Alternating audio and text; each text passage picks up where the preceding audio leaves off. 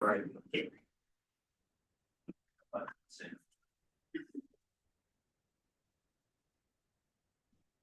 It's 6 o'clock and we do have a quorum of council members, so I'm going to call this meeting to order. Good evening and welcome, everyone. This meeting is being recorded and will be posted on the city's YouTube channel. Tonight's agenda is jam-packed, and we do have several public hearings. So how the public hearings are going to work, for your information, is that we will individually open the public hearing, describe what is being discussed in the public hearing, and open it up to public comments, then close the public hearing and adopt a resolution possibly. If you wish to speak on any of the public hearings or any other topics on the agenda, please wait till the discussion has ended, approach the podium and state your name and your address. And we try to limit that to 7 minutes per person. So, I hope all will go well. We'll go with a roll call now, please. Aye. Hey, both here. State your name. Dan Wozniak. Tom Murray. Thank you. Next, I'll entertain a motion to approve the consent agenda. Council, do you have any questions or comments within the consent agenda? I have a couple. The planning and zoning minutes, what was, oh, sure, there's my over there. What was the conversation on the zero lot? I know that's mentioned, and it was discussed, the developers would like to see the city go to a zero lot. I just went through what would be required for that to happen it would be discussed at the P&Z level. Then any motion they would make or action they would take to come to council. They did move it through Civic Hall yesterday. It's still discussed it some, but he just said he didn't want it on the agenda as of now for the P&Z. So. thank you. Then, the Star Bar renewal and Casey's, like usual, anybody. Any other questions or comments on the consent agenda? If not, entertain a motion to approve, please. Motion. Second. All in favor? Aye. Aye. Any opposed? Thank you. Next, we'll move on to the reports. All department reports and the sheriff's reports are in your packet. Don't see anyone here from the sheriff's department. Do you have any questions for anyone that has submitted a department report?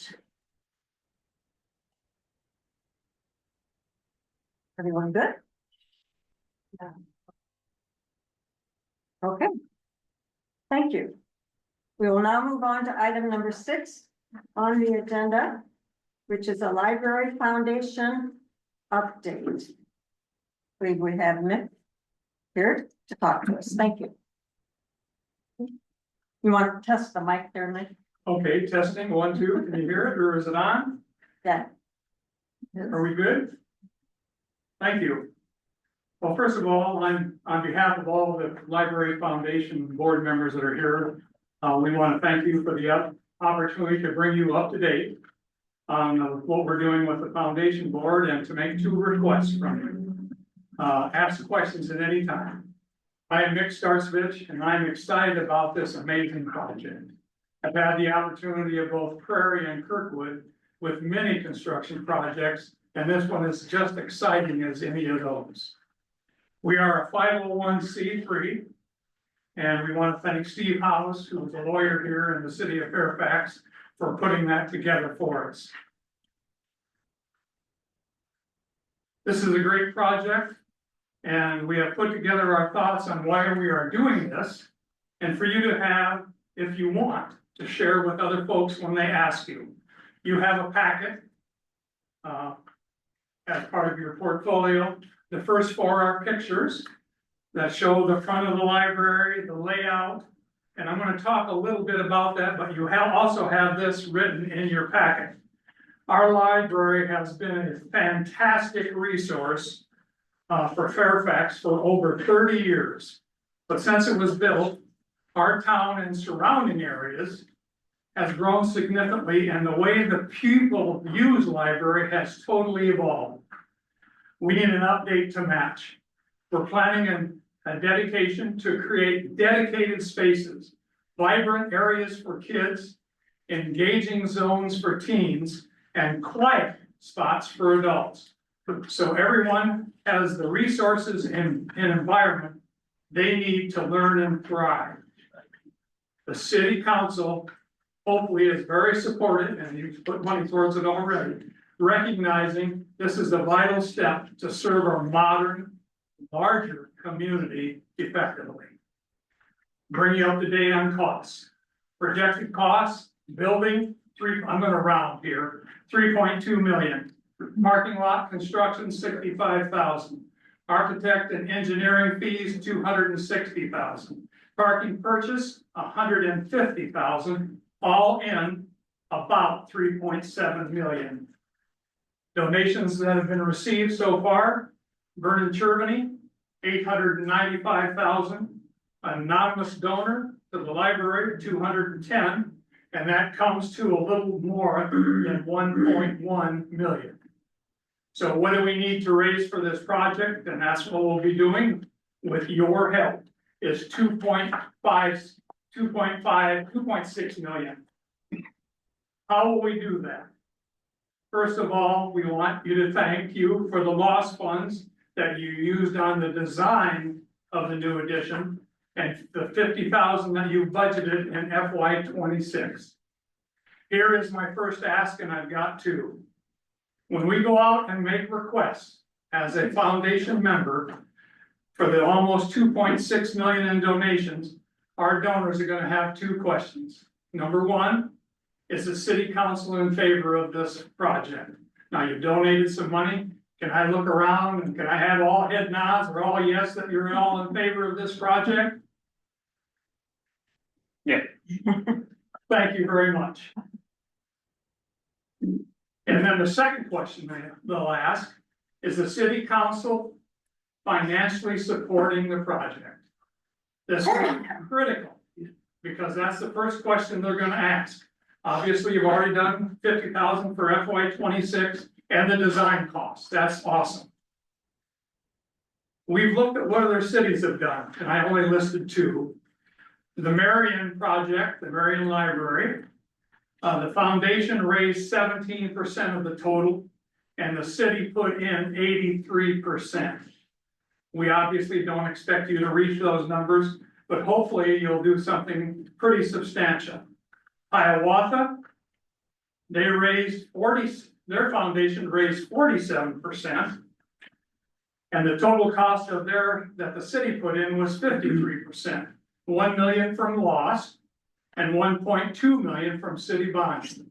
So both of those were pretty significant. What we are hoping you will consider, in addition to the 50,000 for FY 26 that you've already pledged, as I understand, is doing the same for FY 27, 50,000. But that's not all. Here's the big ask. In addition, we would like to recommend that you budget out of CIP, capital improvement projects or wherever, 600,000 for FY 27. So that's down the road, and another 300,000 for FY 28, which would bring the city's share to $1 million, which is 27% of the total cost. 27. Hiawatha did 53, Marion did 83. If you want me to go on, I researched other towns, but that's enough. You've heard enough. Again, when we go out and ask our donors for donations, their first question is, what is the city council going to put into this addition to the library? With your support, this will propel us forward. Obviously, we don't expect an answer tonight. This is something that's going to take a lot of research on your part, but it is critical as we go on and fundraise for the success of this project moving forward. It is exciting to think there could be a fire, I'm talking about fire. Could be a Fairfax Library addition groundbreaking in early 2026 with completion in fall of 2027. And in your packet, I talked about mobilizing the design team, which we already have, and preparing the construction documents, which will take 5 to 6 months. And bidding and contractor selection will take 4 to 6 weeks. So we would love to think about, if you make a decision, by starting these documents in September or October of this year. While fundraising might not be complete, it would only be the architectural and engineering work that the city council would have to commit to. And we already have that money donated. So there's really no risk. But if we want to keep this moving, we need to do 2 things. One, you gave us your verbal support. Number 2, now we need the big support, the bucks behind the library. I thank you for your time, and we look forward to your earliest possible decision on this funding request. Then we can really get serious. Does anybody have any questions? Yeah. So just in the math, there's some things that I think are slightly off. So if we purchase the parking lot for 150, Correct? and then in fiscal 26, we've earmarked 50,000. Yeah, So that's already 200,000 for the city. well, it depends if you're where you're taking the 150. If you're taking it out of the library, It's city funds. yeah, I know it's city funds, but Yeah. I'm talking, if you leave that alone, this is what it takes. But that is the money that we're gonna use to buy the parking. Okay, that's fine. Is the 210 that you showed as anonymous donation, is that the CD money we already have, or is that? Yes, That's yes. the other money you have? No, that's the library money and then the Germany money. You put those 2 together. There's not a mistake in the math, I can guarantee you. Well, It depends where you're taking it from. And, you can take it any place you want. That's your prerogative. right, but when you say that, the 6 and the 3.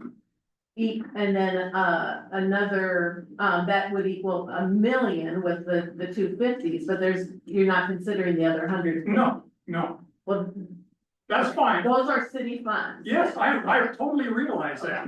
All right, that just, it doesn't present it in this narrative. No, I didn't on Okay. purpose.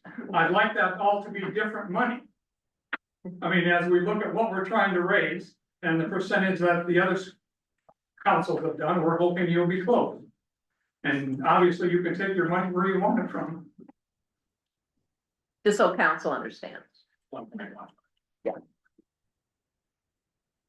Nick, a question, you talked about fiscal year, your proposal, fiscal year 27, fiscal year 28, but yet you talked about groundbreaking early in 26.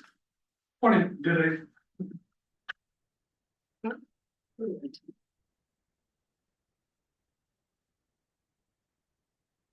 Yes. If you guys commit, we'll raise the money, there's no doubt.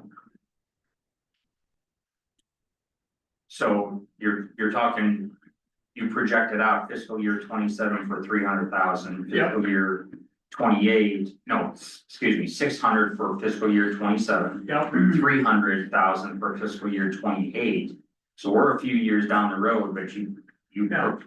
your proposal is groundbreaking in 2026. How do you come up with the difference? well, if you as a motion put that money forward, then we'll be able to count that towards the fundraising. So it's being built in your proposal as soon as early as 26, but you don't have all the money Correct. to build it. Correct, and you can change that whatever you want, we can delay it a year. I was just trying to get this going because we're so excited about the project, you know, Tom. Okay. Any other questions for Mick? Mick, did you indicate there was something else in the council packet that contained pictures of the proposed addition? Yes, I didn't see it. We didn't see that. I was there. The There was hand- the 7 hand- pages. The handout does not have any picture. Nick, I don't think I have the pictures to send to her. What? I don't think I have the pictures to send to her. Well, I can give you a copy if you would like. Cause did you send it in? I don't think you sent me the pictures, I only had the Word docs. That's fine. If you just have some, you can just, get them to Cynthia and she can get them back out to us. Yeah, but we didn't get any of those. Yeah, I can give you all the pictures. Yeah. Right here. There's, I can scan them in and get them out to everybody. Are they the same rendition? oh, you didn't get them? No, Oh, okay, I just got the Word doc that you sent. okay. And there was one in the Fairfax this month as well, a picture. And they might have been in the, previous packet, cause this does look. the Yeah, same. looks like a rendition. Yeah. Okay, anything else for me? Again, thank you very much, and we look forward for your support, truly. Can we as the foundation ask one more question? Sure, come up to the podium, please, and Sorry, introduce yourself. I'm Marie Schulte and I'm the president of the foundation, and I'm just curious where we're at with the negotiations on the parking lot, since I understand there's been a bit of a change in who might be handling that for us. I can answer that, Marie. Okay, We have in our hands the purchase agreement that was just signed within the last couple of days by the Okay. Fairfax State Savings Bank. And so the ball's back in the city's court. I'm waiting to hear your presentation tonight, and and are we back to the 150 versus the original negotiated price that we had? 150 was the purchase price that the council had indicated we should move forward with. Okay, all right, thank you. You're welcome. Anything else from the foundation? Okay. If not, we will move on to item number 7, discussion and possible motion concerning the Fairfax Lions Club 5K. Paul, Hello, I'm Paul Malley tonight representing the Lions Club of Fairfax. And again, for USA Days on June 28th, we'll be sponsoring a 5K race. And since we're on the city streets, we always come to the city council meeting to ask approval. We start right here at City Hall. This year, we're going to do it the opposite of last year. We're gonna head on out and then head up the Second Street to go up the hill first. Then we'll come on down Highland, head down Cemetery Road, head over to the bridge. We'll do 1 block on the other side of the creek. And then we head on back and finish here at the City Hall. We do use spray chalk, so we'll rain off or wear off real fast. And at each major intersection, we try to have individual to make sure that there's no problems with the traffic. So again, we run on the city streets, so we just wanna make sure you're aware of it or get your approval. any questions for Paul? If not, need a motion to approve their plan for this year's 5K. Second. All in favor, please? Aye. Aye. Thank you. Thanks, Paul. Thank you. Moving on to item number 8, discussion on possible motion concerning Prairie Road Builders, the 2025 road maintenance list. Good evening, my name's Randy Kramer, I'm with Prairie Road Builders. I passed on list of the streets to Lynn here. We drove them a while back and stuff and marked out the ones that thought we need attention on. So. They got a copy. Yep, they got a copy. Oh, okay. Anybody have any questions on what we're looking at there? I think you have a copy of the map also. Yeah.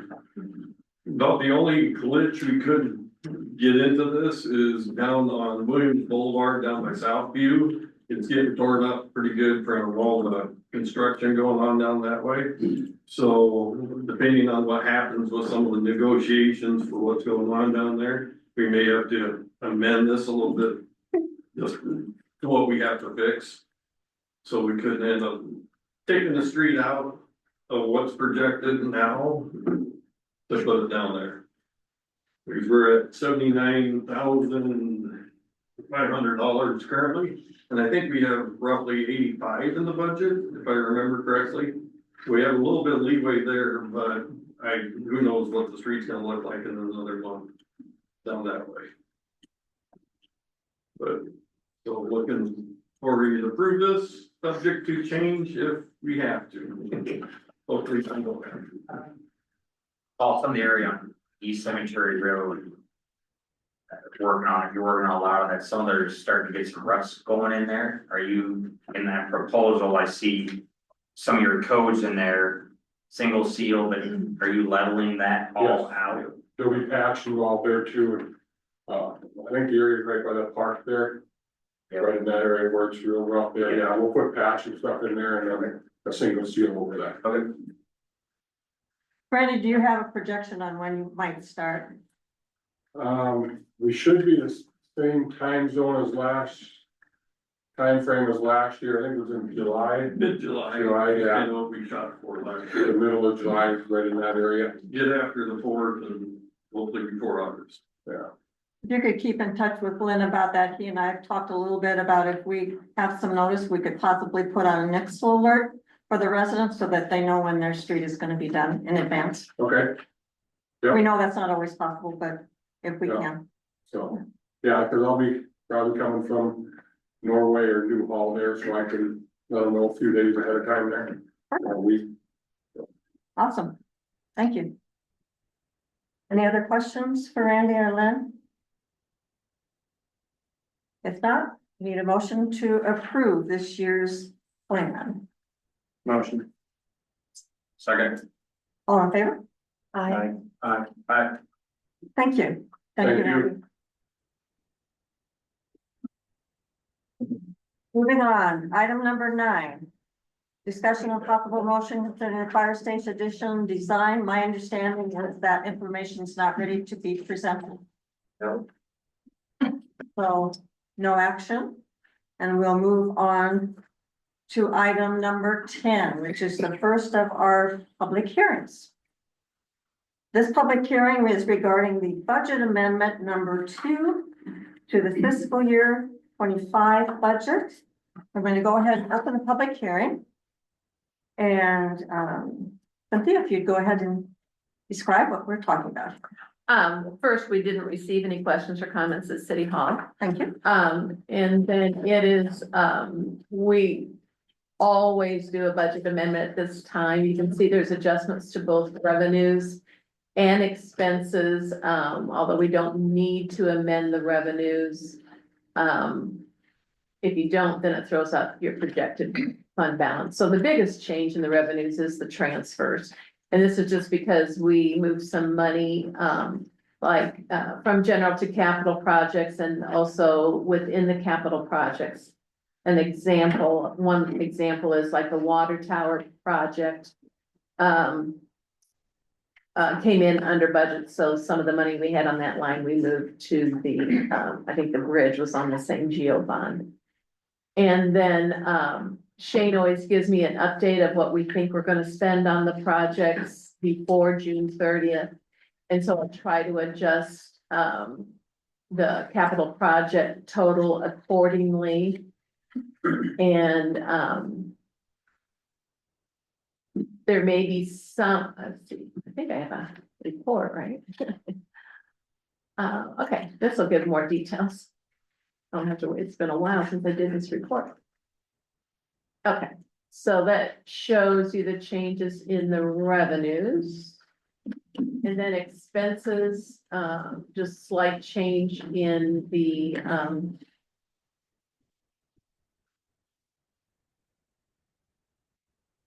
public safety, section. The, fireworks, we moved to loss.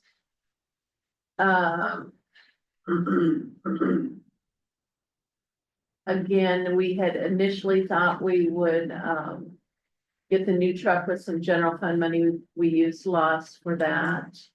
Some of the changes are just based on actuals. Snow removal, it's based on how much snow we get, so we lowered that.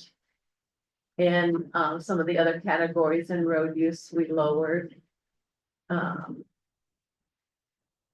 Culture and recreation. The Heartland Heights Park project is not gonna be completed by June, so the bulk of that we took out. Community, and economic development. Development planning engineering, we lowered it significantly. General government.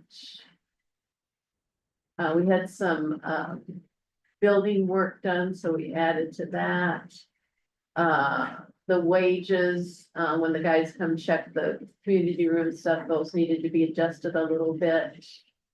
Engineering needed to be raised.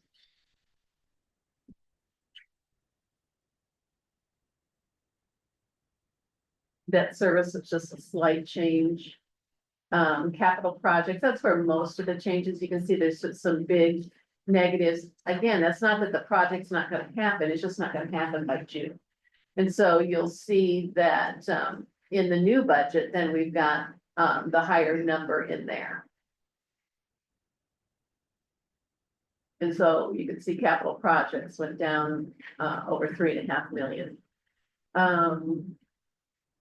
Water main extension, that's just taking it to exactly, that's a project that's done. And so we're just taking the budget line to exactly what it was. Garbage wages and Benny sets a slight increase, but again, it's just kind of a guess because the last quarter is when we charge Stacy's and some of Tina's to that. So at this point, it's always kind of a guess. And then transfers out, of course, if transfers in change, transfers out has to change. And so you'll see on the hearing notice. So when we originally did the budget and then after budget amendment number 1, we thought our ending fund balance on June 30th, 25 would be $1.5 million. Well, we're saying it's gonna be over 5 now because some of those capital projects haven't finished.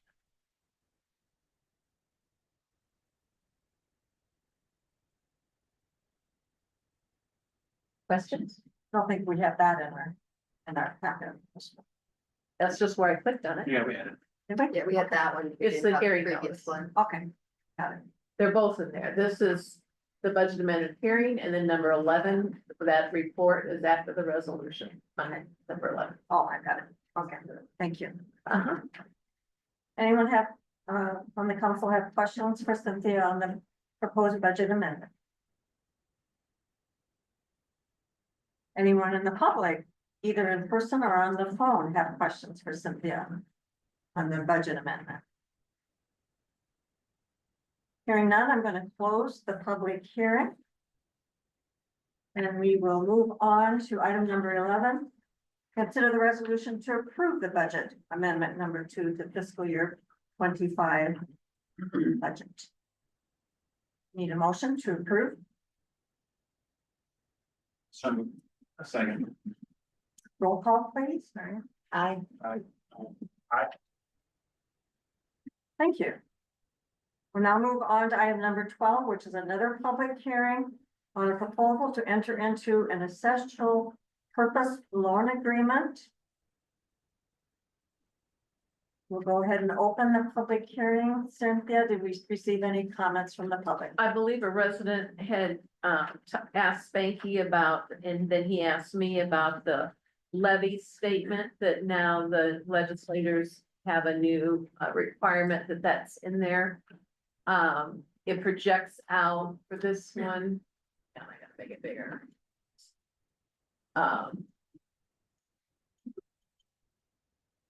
That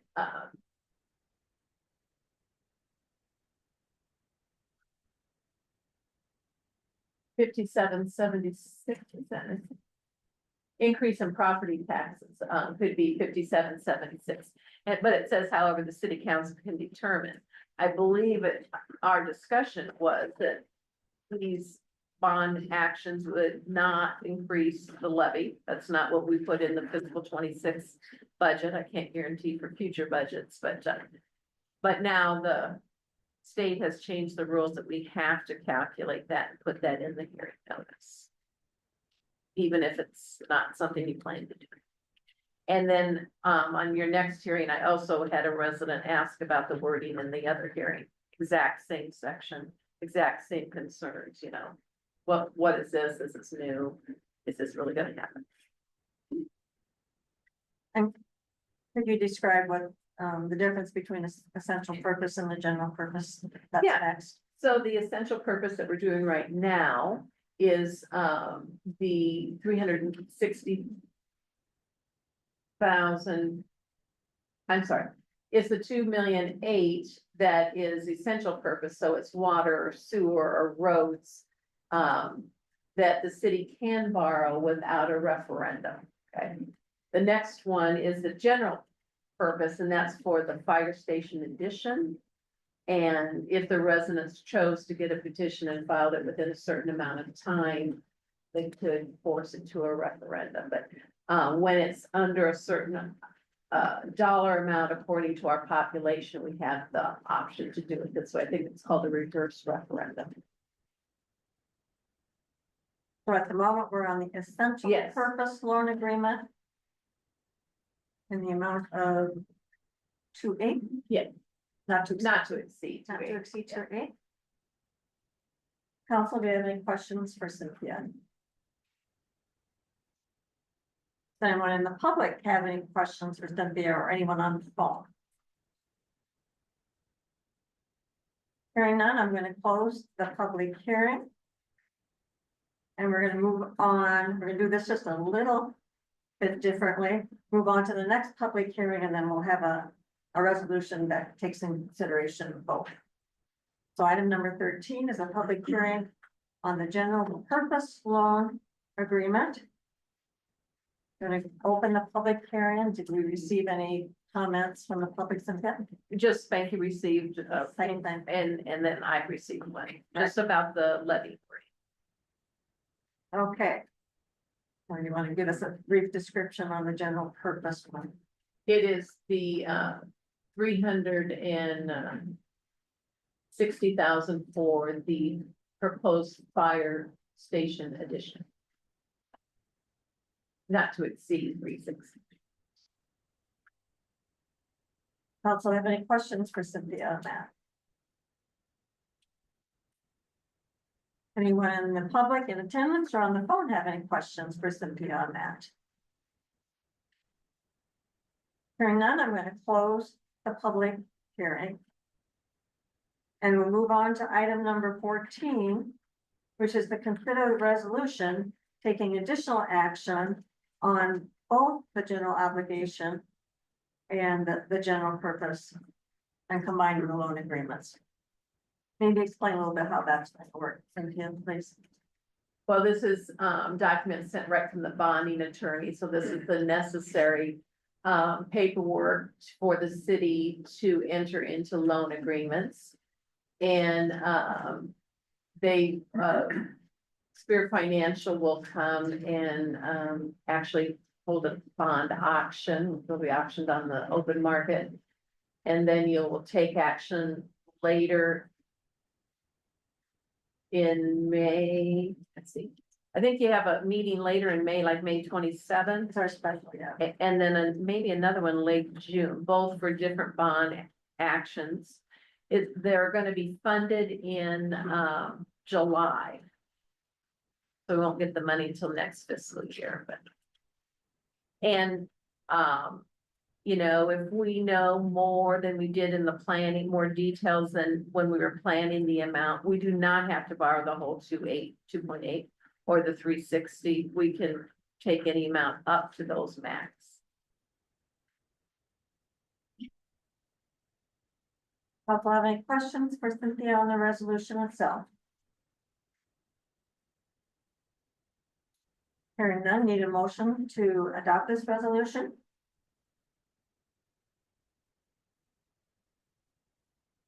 So moved. Second. Roll call, please, Tom. Aye. Aye. Thank you. Moving on to item number 15, discussion on possible motion. One of our council members is going to be late and he would like for us to delay that until he arrives, and that should be shortly. So we'll skip over 15 for now and we'll go to 16, which is another public hearing. This public hearing is regarding the 28E future annexation agreement with the city of Cedar Rapids. I will go ahead and open the public hearing. Have we received any comments on that? Yeah. I did not. Council, you have in your packet a description and a map of what's being proposed. Chris has done a lot of legwork on this. And we're finally seeing it coming up for your approval. So I give him credit where credit is due. And, Joanne, I take that back. I did have one resident discuss it with me. okay, And they didn't say they were formally putting in comments, but they were talking about the east side of 80th Street and then the area by Trevero. They just had some concerns. okay, but their questions have been answered. But we discussed the process. Okay. Yeah. Okay. Shane put some comments in there as well, based off of a couple of comments by council at our last meeting regarding an area north of Fairfax currently. That's where you can see his comments in there. If you approve this tonight, I have on my calendar that it goes to Cedar Rapids Council on May 27th, Chris. Sounds right. So as long as we approve it, then it'll be on their council agenda on May 27th. Chris, obviously you've worked on this a long time. Can you give a short synopsis on the pluses and minuses? Obviously, the map really explained it, but Really, Tom, I think we did pretty good in an overall. We gave up a little bit of ground at the intersection of Highway 30, which Cedar Rapids paid for a big portion of that intersection, so we should have. They have to install a station to service that. Really, the thing, the goal, I think from the PNC's perspective, Jeff Christensen sat with me at quite a few of those meetings, and we wanted to block Cedar Rapids on the north along Highway 30, keep them from coming around that north side. We've succeeded in, then also down to Wright Brothers. We want to keep them at bay, I guess. Well, I think we got it. I think it's a good deal. We gave up some ground over there by Trevero, but we needed to put another lift station in for it anyhow, so. It's, I think, a good agreement. I think in looking forward in 10 years down the road when this expires, where the growth is gonna be is in the south part of Fairfax, so getting that area is primary and north up by Highway 30 is secondary, but maybe that could be negotiated down the road, but with something else that they may be interested in. I know this expired in. How can we make sure that, say, for example, in 8 years, how do we make a note to start the negotiations over? With Cedar Rapids, obviously it takes two to have a meeting, but That's really why I wanted Jeff Christensen, the PNC involved in this, is so it's on their mind, you know, as the PNC chairman changes hands, it's something they're gonna have to keep the PNC involved in. And obviously, the next building official, obviously, will have to also keep it in their calendar. But Cedar Rapids, I thought was pretty easy to work with on this. I didn't think we ran into a lot of real difficult negotiations. Yeah.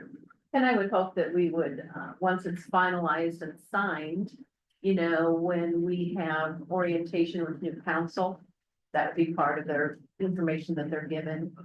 It's gonna be on our website, in the documents by the code, be in the PNC book, you know, so people that are involved in the administration of the city at that time should be. Yeah. They should have it in front of them and be aware. 8 years down the road. Maybe I'm using 8 as an example, right? It could be 9, but Cause that's a 10-year agreement. It's right? a 10-year, but to start the agreement a year ahead of time. Rather than expire, then everybody gets all tense, uptight, you know, work ahead rather than. We could plan more. For example, in year 8. Okay, what's this Fairfax wanna do? Then you bring it to Sea Rapids being year 9. This is our thoughts. Is kind of what I'm getting at, you know, that's where it could be the north part there up there by 30 or whatever it is, but just food for thought. Put a mark on a calendar or something that. It's discussed. So any other questions for Chris at this point? What you see in front of you? Does anyone in the public have any questions? With this agreement with Cedar Rapids or anyone on the phone? Hearing none, I'm going to close the public hearing. And we'll move on to item number 17. Considering a resolution to approve this new 28E agreement with the city of Cedar Rapids. Sorry. Roll call, please, Marianne. Aye. Hi.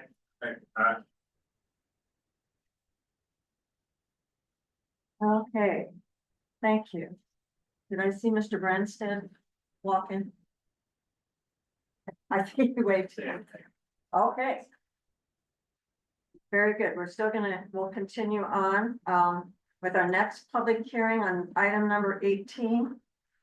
Which is regarding the plans, specifications for the contract and estimated cost for the West Cemetery Road realignment and reconstruction project. Shane Wicks, our city engineer, will be presenting. I'm going to go ahead and open the public hearing, and Shane, Cynthia, did we receive any public comments? I did not. Okay, Shane will describe and then we can ask questions. So this is the, I'm about to give you one for the, West Cemetery Road, intersection with the project. Which is kind of the first phase of the, realignment and the bridge replacement project on West Cemetery Road. Well, at the last meeting in April, we set a public hearing. We filed the plan to budget meeting. They off the public bid, so it's currently out for public bids. Shane, excuse me, could you turn the volume up a little bit? It doesn't sound like it's on. Yeah, It doesn't sound very. it doesn't sound like it's even on.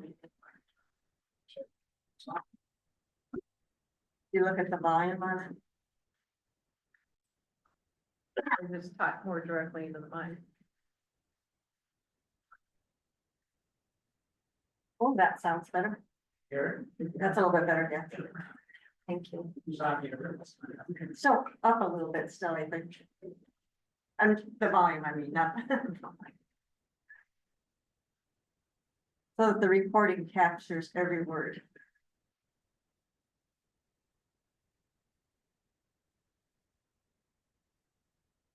This. That's better. That's much better. So, project is currently out for public bids. The engineer's estimate is 1.89 million. The bids are scheduled to be opened next Wednesday, May 21st. Early construction start date, July 7th, late start date, August 4th. May 1st. Well, completion date of May 29th, 2026. Since this project is, at least in the DOT's eyes, tied with the bridge project, there are some requirements. It's not the full requirements that the bridge project will have, but there is the Build America, Buy America requirements, so they will have to meet some of the steel, Buy America steel, et cetera, on this project.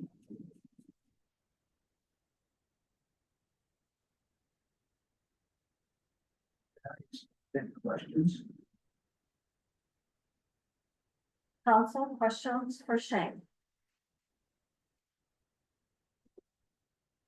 Shane, do we have a picture in the packet that you can, Cynthia can project that shows where this is happening?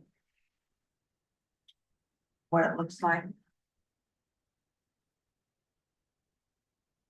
You go to the last attachment, Cynthia, The POI. yeah.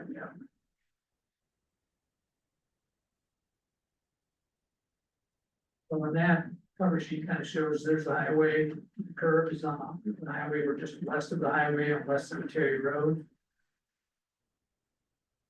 So this project is basically happening on each side of the creek. If you scroll down 2 pages, Cynthia.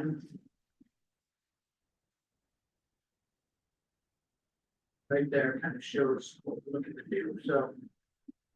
Right now, that intersection, West Cemetery Road and Highway 151 is kind of skewed. This will realign it so it'll be perpendicular with the highway.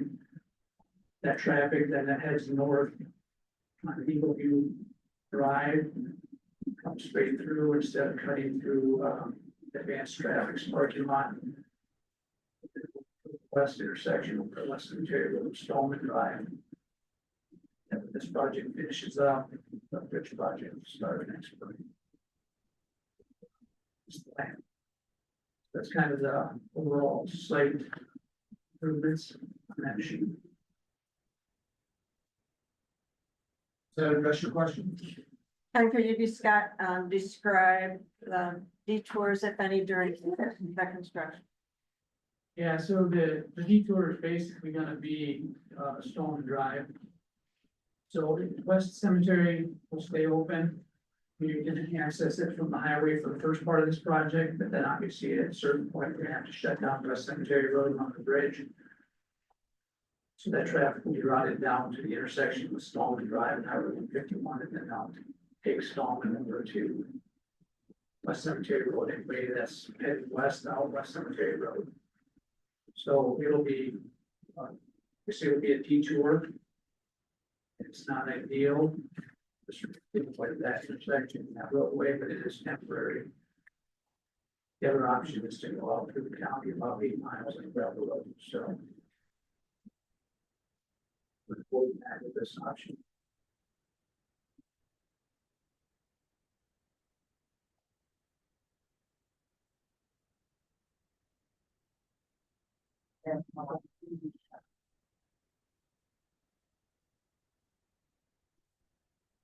Sorry, about installment or what?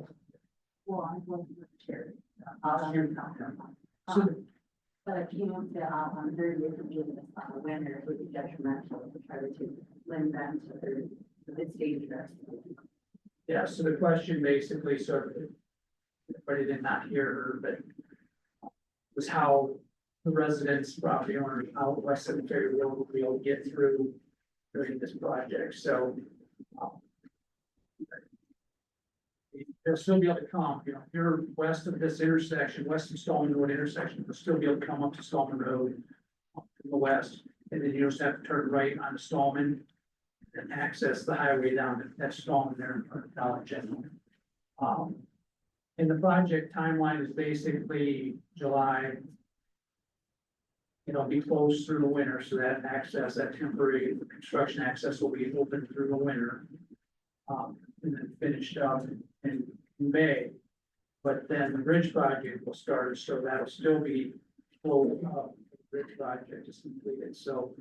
They're looking probably upwards to 18 months. So, and that's again why we wanted to get this route in, we worked with the DOT and getting this approved.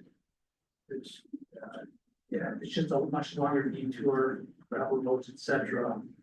If it was a couple of weeks or something like that, it's not as big a deal, but to put those property owners, those residents out, you know, that far for up to a year and a half, it's not, definitely not desirable.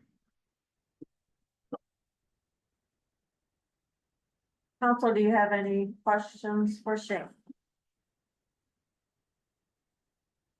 Do we have any other questions from the public in attendance or on the phone? Yes, sir. The intersection of West Cemetery and Stallman is pretty narrow right there. There'll be considerable traffic. Shane, you want to talk about that? Yeah, Stallman is pretty narrow through there.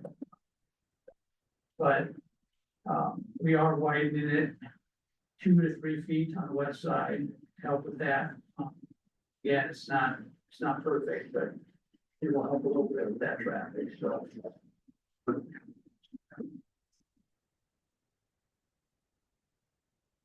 that answer your question, sir? Yes. Thank you. And we, obviously, the traffic storm is gonna get beat up. You know, so with the project, when the bridge project's complete, towards the end of it, will we still need, we'll still seal coat it over again? Just because it's gonna get beat up and used, so it's gonna be part of the project, just to seal coat that, and touch that up. So Shane, will that widening be permanent or temporary during construction? It'll be wide, it'll be permanent, it'll just be wide with gravel, and, but then when we seal coat it, we'll seal coat it with that edge. Any other questions from the public in attendance or on the phone? Or council? Hearing none, I'm going to close the public hearing.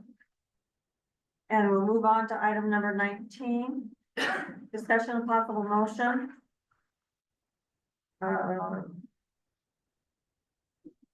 Did we not have a resolution on that? Cynthia, Did we have a resolution on this? number 18.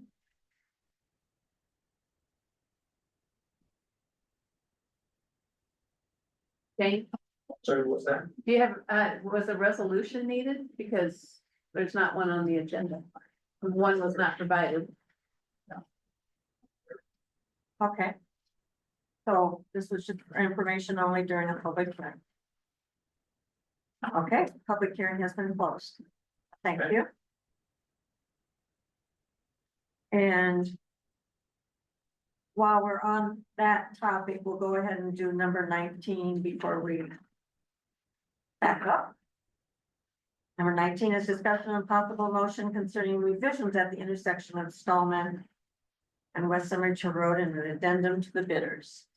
So. This process, there's some right of way easement acquisitions, most of them are on the north side of the West Cemetery Road. We've been working with the NIMS, which are located on the southwest corner of West Cemetery Road and Stone Drive.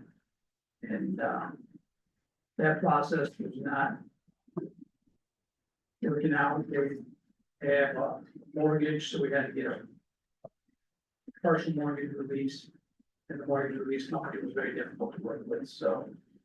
We finally got. Beginning of last week, I think, last Monday, we got some clarity and direction from the mortgage company, what they're gonna require. And it's probably gonna take at least another 6 months to get that process to address.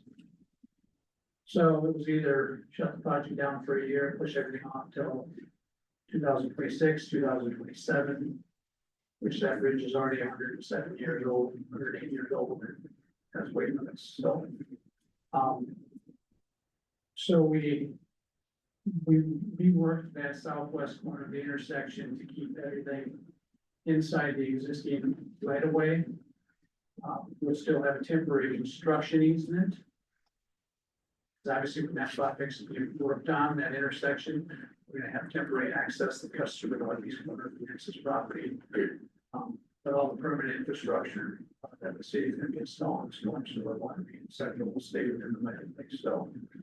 It makes some revisions to the plans, we're gonna put them on permanent addendum, so the contractor, whatever that bids, will go on tomorrow. Later on in the agenda, there will be an item for approving the NIMS's temporary construction. Which I think was back in February, council considered purchase agreement to purchase the northeast corner of the right of way and then some property as temporary construction dealing right away, purchasing that. And the city was purchasing the temporary construction easement. So there's some additional effort that there'll be an amendment for the engineering and additional engineering services. Right away acquisition stuff, but with that short turnaround, we did not have time to get accounted for the council at this point. But since we were out to bid, we didn't want to delay that process, so we went forward and Mayor Beer.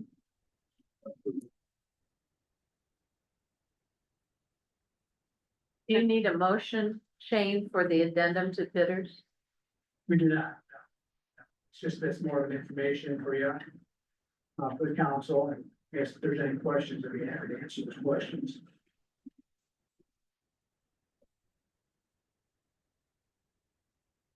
Well, the summary is, in order to accomplish this project and the original time frame, we have did some modifications that will incur some additional costs that will keep the project on schedule.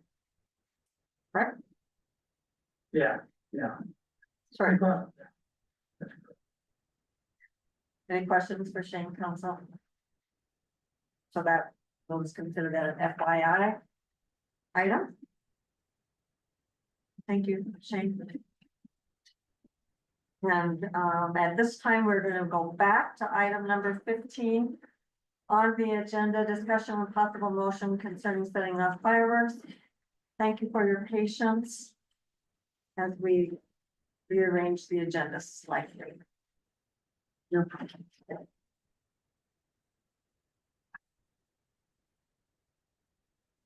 You can see it there. My name is Mary Still. I'm Fairfax.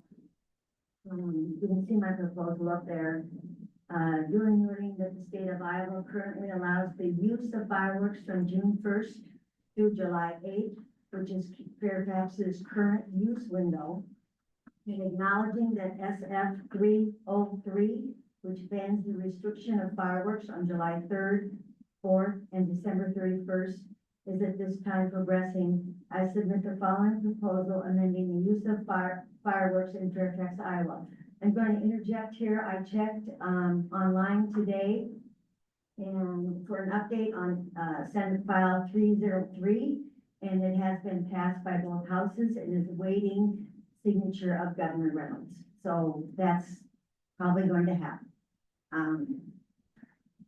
My proposal is partially based on a survey conducted last spring in which the majority of respondents wanted the time use of Fairfax shortened or totally eliminated. And I just want to remind the council that it was suggested or approved that they conduct the survey. And these were the results. 15 responses were to keep the fireworks rules the same. 13 responses were to shorten the time to around 2 weeks, and 48 responses to limit fireworks to July 4th or to eliminate them entirely.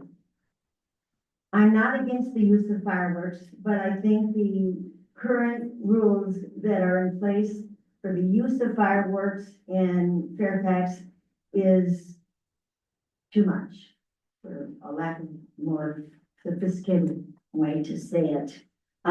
My proposal to have it on July 3rd, 4th, and 31st is a compromise for those who want Fairfax to have fireworks and those who are opposed or wanted a shortened time frame. I did post it on the two Fairfax's Facebook pages, Fairfax, whatever, 1 and 2, whatever it's called. And I received, and I know it's not scientific, and not maybe everybody prescribes or subscribes to that, but I had a list of approximately 40 names with a thumbs up, a like, and approximately 7 who gave a laughing face or an angry face.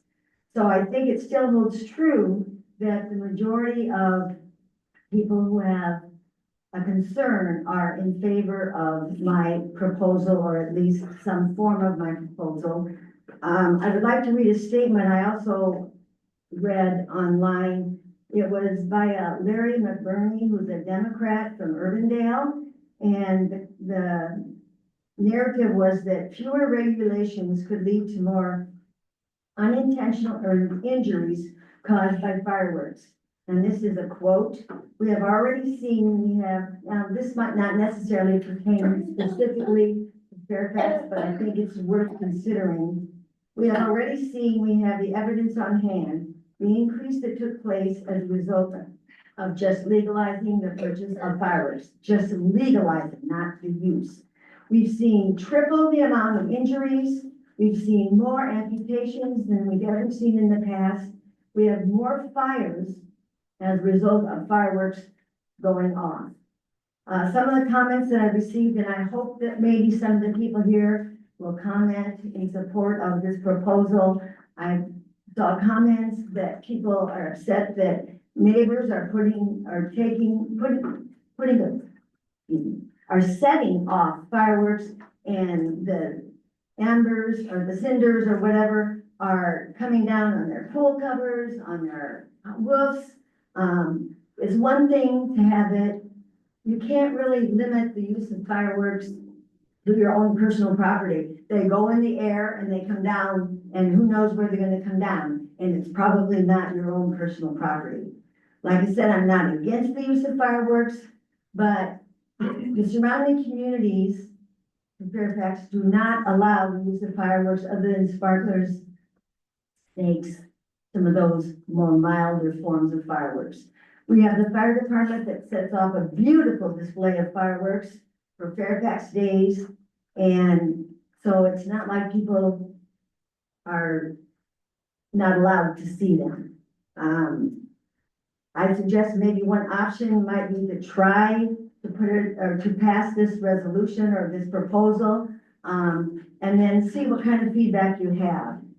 Put it on the ballot. Some people complain that the survey you didn't get enough respondents based on the population of Fairfax. Well, my comment last month was, everybody in Fairfax who gets the newsletter had the opportunity to submit their vote, their opinion. And if they didn't, this is still a democracy as far as I know, and majority rules. And the majority clearly, as I stated earlier in my presentation, was for the shortening or total elimination of the proposal. You folks wanted the survey, so why not abide by it? Do you have any questions?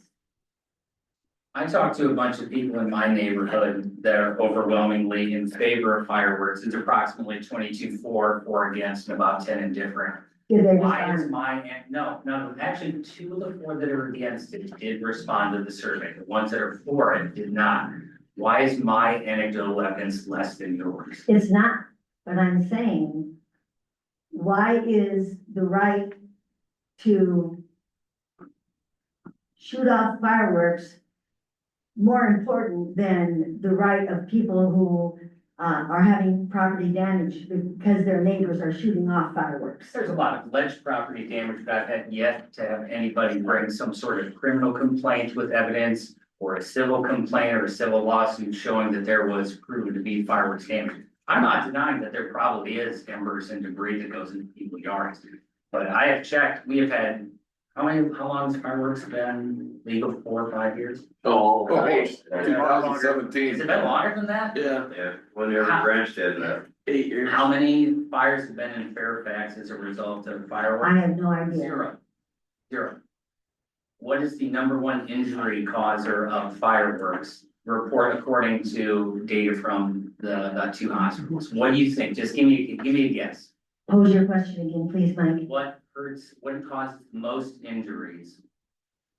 With fireworks, Yes. setting them off. No, which type of firework? I don't know. Sparklers. What was never illegal? Sparklers. Sparklers. What caused the ban of fireworks in Iowa back in 1930? A big fire that destroyed a bunch of buildings. What caused that fire? You know where I'm going with this. I do. What caused the fire? Sparklers? You got it. Were they ever outlawed? The thing that burns the most people caused them to be outlawed in the first place and continued based on hospital data that causes the most injuries. So what do you suggest to appease those people who are concerned, who said in the survey and who have commented online? How do you address their concern? I think there is a very vocal minority that is against fireworks, which is their right to be. But I don't think it's representative of the whole. We've had fireworks legal, I guess longer than I thought, 7 years. The same people that keep the rules in place are still here, so you're talking about a democracy, which I don't agree, we're not a democracy, we're a republic. We hire people or elect people to represent interests. That's true. Because So does democracy. Bernie, I want to live from you, boy. Hey. What? Let's keep it professional. Bernie's my friend, I like to rip on Bernie. He likes to rip on me. Anyway, the serious answer is that's why, because we don't believe in the totalitarianism of the masses. We don't want the mass telling what the minority what to do. Everybody's been pretty happy with it. I know more people that shoot fireworks off than responded to the survey. We did the survey curious what the feedback would be, and it's exactly what we thought it would be. A vocal minority that's not representative of them. Now, to answer your question, what do we do with people that are shooting fireworks off or causing damage? Number one, the same thing I say to everyone. You talk to your neighbors. For the people who do have problems with their neighbors, who do you actually talk to? Have you gone to your neighbors and said, hey, my dog's skittish, can you please let me know when you're shooting fireworks? Because some people drug up their dogs, fine. My dog hates fireworks, I put it in the basement, give it some Doritos, and she moves on. So have you talked to your neighbors, number one? Number two, if they're doing it outside the hours, are they drinking? Are they doing it past 10 or 11? Have you called the police? Are they leaving litter behind? I know someone sent a picture showing a large pile of used firework cakes. Did they call them and have them ticketed for littering? No. Have they done anything? Have they filed any sort of criminal or civil complaint if there is provable damage to the property? Whether it's car, pool covers, I think was mentioned. Most of it's anecdotal, or I think maybe that probably landed on my roof. There's never actually any evidence. There's always these stories that, no, I think it happened. So my answer to you is number one, talk to your neighbors. Number two, if it doesn't work, call the police. And if there is damage, then we're talking about there's a reason or a way to pursue it. Why do you think all the surrounding communities have a ban on fireworks? And just Fairfax is an island by itself. Because allows- they're run by idiots. Oh, that's a really intelligent No, comment. that's my answer. I mean, I don't want to copy Cedar Rapids. If anybody lives in Cedar Rapids, all we do is dunk on them about how terrible their decision making is. Why would I then turn around and copy their decision making on fireworks? Why can't people, if you don't have legal fireworks in Fairfax, go out in the country and shoot them off, and that way you're not bothering anybody, you don't inconvenience anybody to calm their dog down. So Mary, let me give you some numbers, because I've seen some of the statements, Okay, the questions on Fairfax and a few of those social media websites. all right, I know it's been discussed a lot about the vote. It's not a vote. It was a poll. It was to get feelers out there last June. 76 respondents, as you mentioned. 2,828 residents of Fairfax, right? To participate in that poll, anybody could have participated, how right? could they do that in the Fairfax manual? I think those are only mailed to Fairfax residents. Right. So what I'm saying is the 2,828 residents could have voted. So a 12-year-old kid that didn't like or does like Fairfax could have voted is one could have participated in the poll. Registered voters, according to the Lynn County website, 2,252 registered voters. So let's use that number. Out of those registered voters, 76 people responded in this poll. That's 3.4% of the registered voters for Fairfax. Now, let me put this in a different perspective. Let's say the topic is dogs, because I hear a lot about people's dogs who don't like fireworks.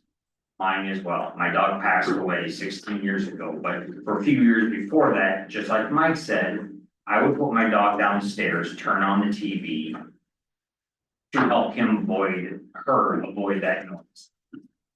So let's say you're up there today because of dogs barking in your neighborhood, and there's 40 some respondents that want dogs banned from Fairfax because of my example of barking. Is that enough to push that through? No, it's not, because 3.4% is not enough for me as a council member to make a decision on what's best for Fairfax as a whole. I understand your passion And I respect that, okay?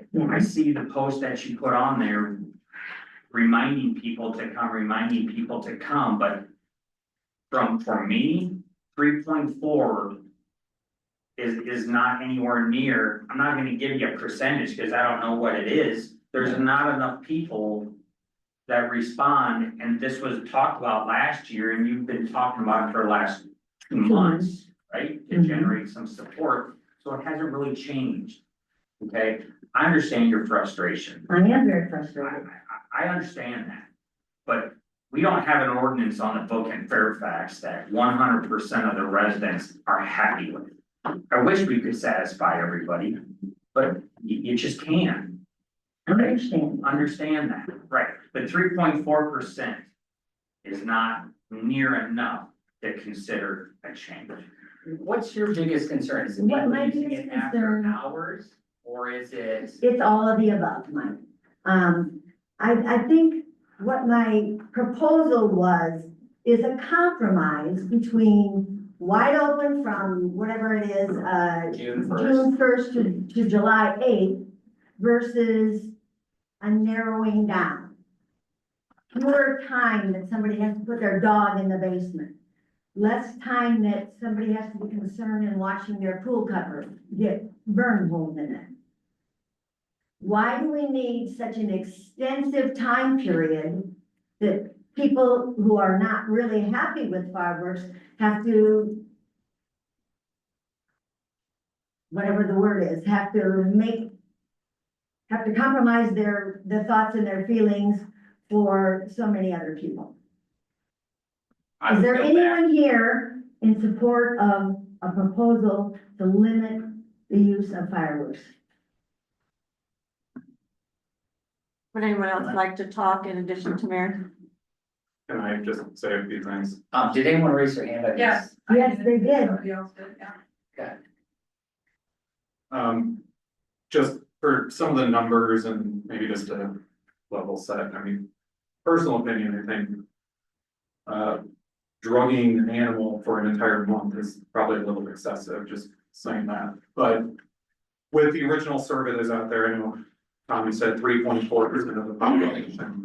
Registered voters. Oh, okay.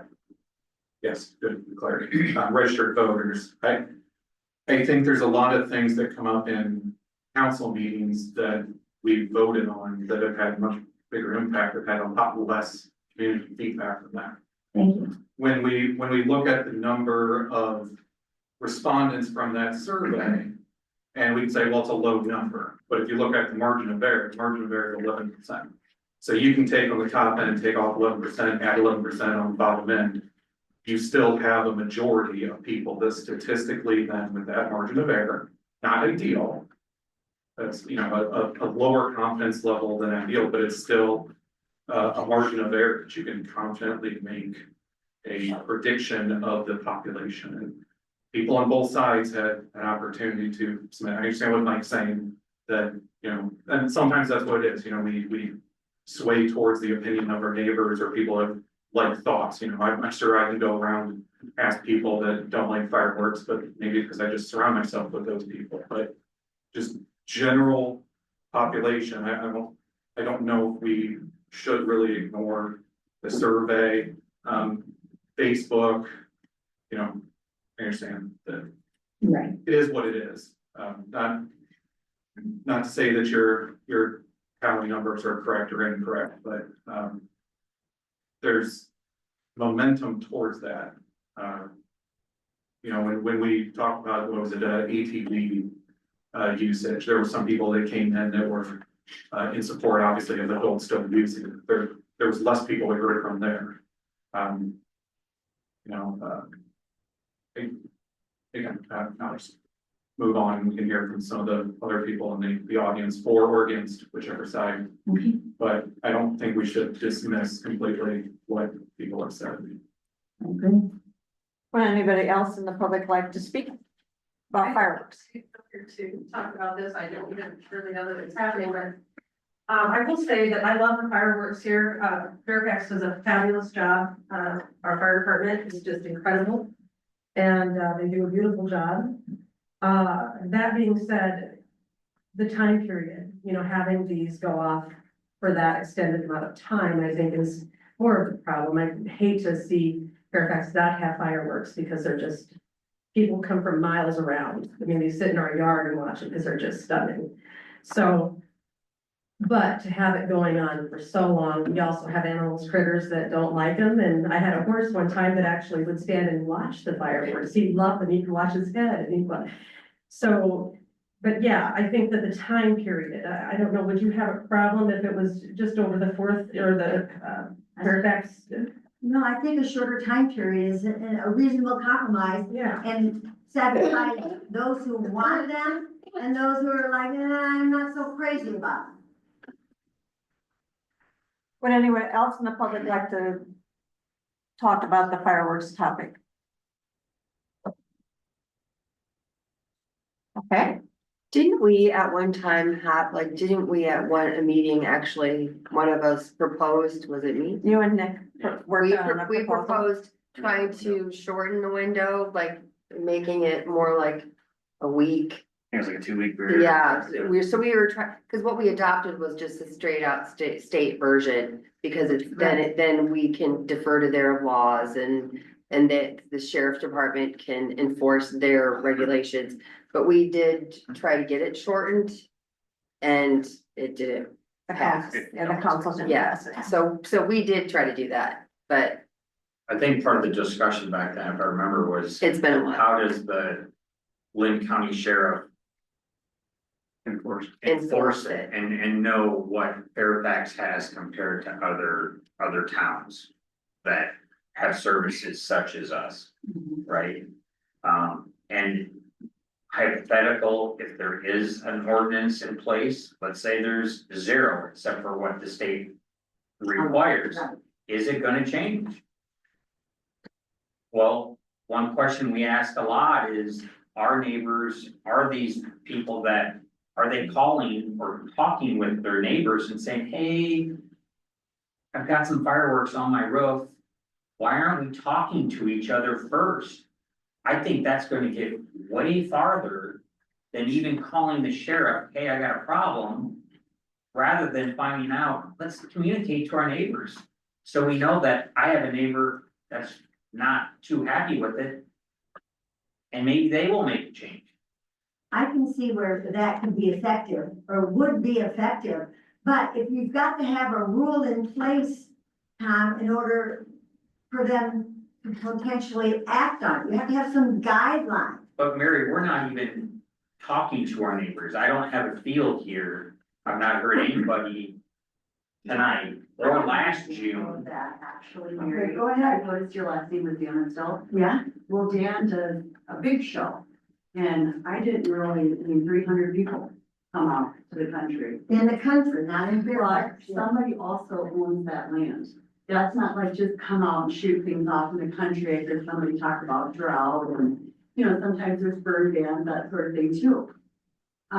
Very early on, I talked with him about, there sure seems to be a lot of people, 45 minutes to an hour, and this is an extensive fireworks show that rivals the one in town, which is amazing, right? But, it can be somewhat bothersome when I have, a CRP right next to him that could potentially go up in flames. Well, he's responsible, he's the fire department, come out, all of these things. He calls and says, this is the weekend that we're doing the fireworks show, so I just know it's like the communication, and I've actually come to enjoy it. And I'm not saying that's not a good thing there, I'm just saying, and he's being a responsible person, he's not within the city limits. I'm sure he's gotten permission to do them there, going through all the right steps. And I'm not opposed to that, but I'm opposed to, and likewise, other people are opposed to the extensive time period that they're allowed within the city of Fairfax. And the inconvenience and the possible damage to property and physical beings. I know, one of the other issues we had, we spoke to the sheriff, that was we've spoken to a couple of them at our meeting. And the reality of the situation is, even if you call, by the time you call, and they respond and they get out here, you're generally done shooting them off. They can't find who was responsible, they don't know who was doing it. And then they're usually so busy that time frame that with calls that they can't even respond. If they do respond, they generally just say, hey, can you clean up your mess or stop, can you stop what you're doing? Deputy, can I put you on the spot? But it's You wanna really come? hard for them to do anything. You wanna come to the podium and A comment? little bit different, so I can't speak for everyone, but we do get that a lot, during fireworks season where you get the halo Fairfax going off, and it's like you're just your dog chasing your tail, essentially trying to find who's shooting off fireworks, and you're just getting sent all over the place, because everyone's shooting them off. I know some deputies will write ordinance violations on it, some won't. They have the discretion to do that. To me, it's kind of like kids riding around on four-wheelers. I mean, it's some deputies are like, it's a kid just having fun, some deputies are like, they're just shooting off fireworks. I get both sides of it, so I can't speak for the entire department, because every deputy treats it a little bit differently, but I can tell you that it is hard to catch people in the act when they're shooting fireworks. You get sent to a lot. So you know where they're coming from too, so I agree with you, you have to work with your neighbor. I may be outside the city guidelines, but I'll have another incident where tannerite is that's legal, tannerite, like explosion. Shaking the front of the glass house, can crack foundations, and first call I made is, what the hell are you guys blowing up down there? My house is shaking, my kid's sick, what's going on? And he's like, oh, it's Billy Bob's wedding, right? We're just having some fun down here, but I was like, not appreciative. This is like an explosion going on for 4 hours. It's my anniversary and the hood flew off the grill, right? Last time I had to hear the tannerite. So I feel like we have to, if you know where those are coming from, the conversation starts between us holding each other accountable and having those conversations with our neighbors.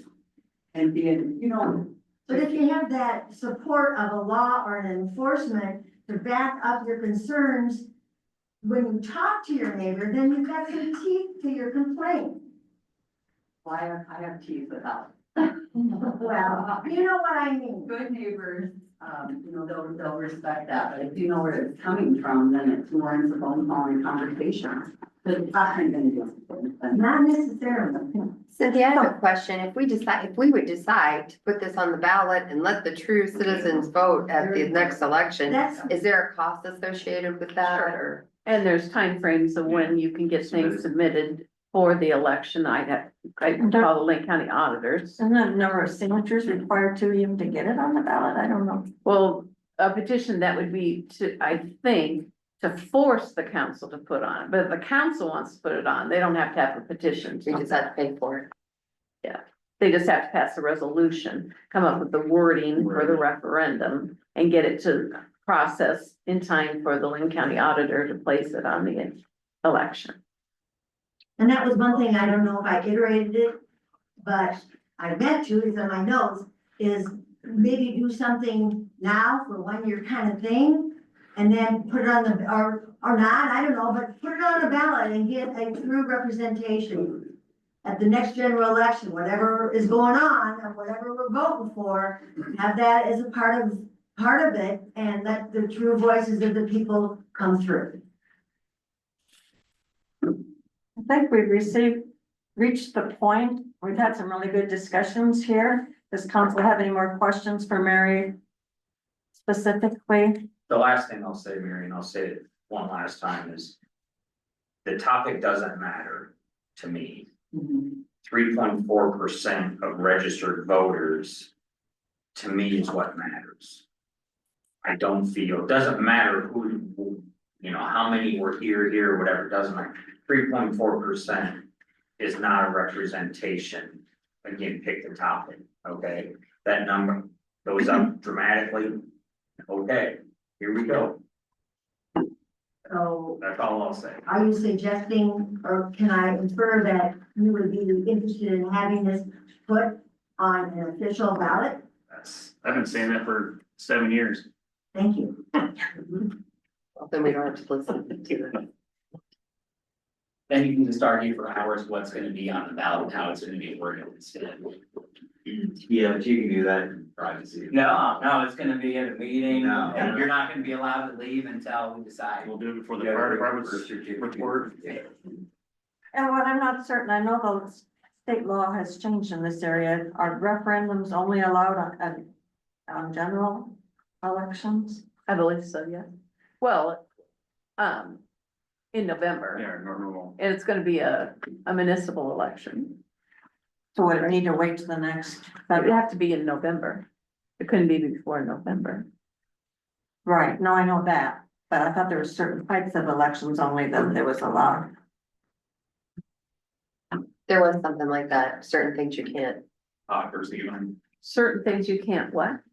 There was something where, like at certain elections, you weren't allowed to have certain. You can't have specials as much as you Right. could, but certainly it can be on the November. one. November, yeah. Similar timeframes work out. Is council interested in, Cynthia looking into what the cost and other considerations would be to add that to the November ballot? Sure. Just to gather information for the next meeting. Yes. Yeah. So is a motion even that, Cynthia, or are we there just giving you guidance? Just giving me guidance, yeah.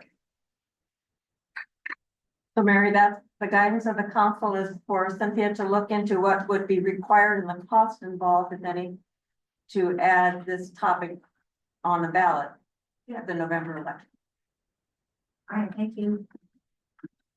Okay. Thank you, council.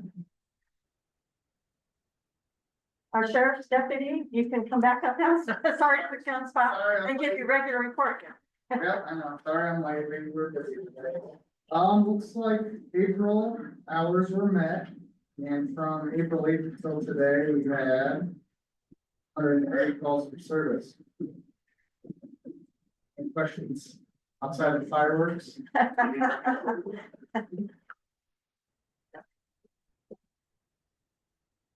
Do you have his name, Cynthia, or do you need it? No, I don't. Your name, Do sir? you need his name? What's that? They have There, do their that. names for a long. Okay, Oh. I guess we don't have any I guess we don't. other concerns, so thank you for being here and providing us some information. No, Yep, no problem. See you guys. Thank you. All right. Now we're on to item number 20. Discussion on possible motion concerning possible sanitary sewer extension at 6811 Williams Boulevard. Shane's gonna talk about this and Chris can join in if necessary. Yeah, so. The property at 6811 Williams Boulevard. It was brought to the city's attention that they need to, replace their septic system, their septic system is not bad, I guess. 75, 80 feet from the city sewer. Public sanitary sewer main on Cornflower Drive, just there to the northeast corner of that lot. Chris, correct me if I'm wrong, what is it, within 150 feet? Properties within 150 feet of the sewer, they're supposed to extend the sewer to get it. Their property connected to the city sewer. Sure. So this exhibit here that Cynthia has up is, kind of an aerial photo contours for that entire area on the south side of Highway 151. There's 4 lots there, 4 residential lots that could ultimately be served by that sewer system. And, those lots, obviously, there are different sizes. It's not a regular subdivision, it's an Owen County subdivision. The lot sizes vary just over an acre to almost 6 acres in size. So city looked at, asked us to look at it, what it costs, and get that sewer extended to serve 6811. Then obviously looking at doing that, what would, the long term be for if or when those other properties would need to, extend to the city sewer system. So we have a couple cost estimates there, just extend that sewer in front of 6811, James Boulevard. We did one with open cut and one with directional drilling, because we'd have to cut the driveway, couple driveways. The we're just paying estimates, obviously they're not bids or anything, but, we're, it'd probably be a little bit cheaper to directional drill in this case. We're looking at ballpark, I think it's 111,000 for directional drill, 121,000 for open cut. Get that sewer extended out in front of 6811.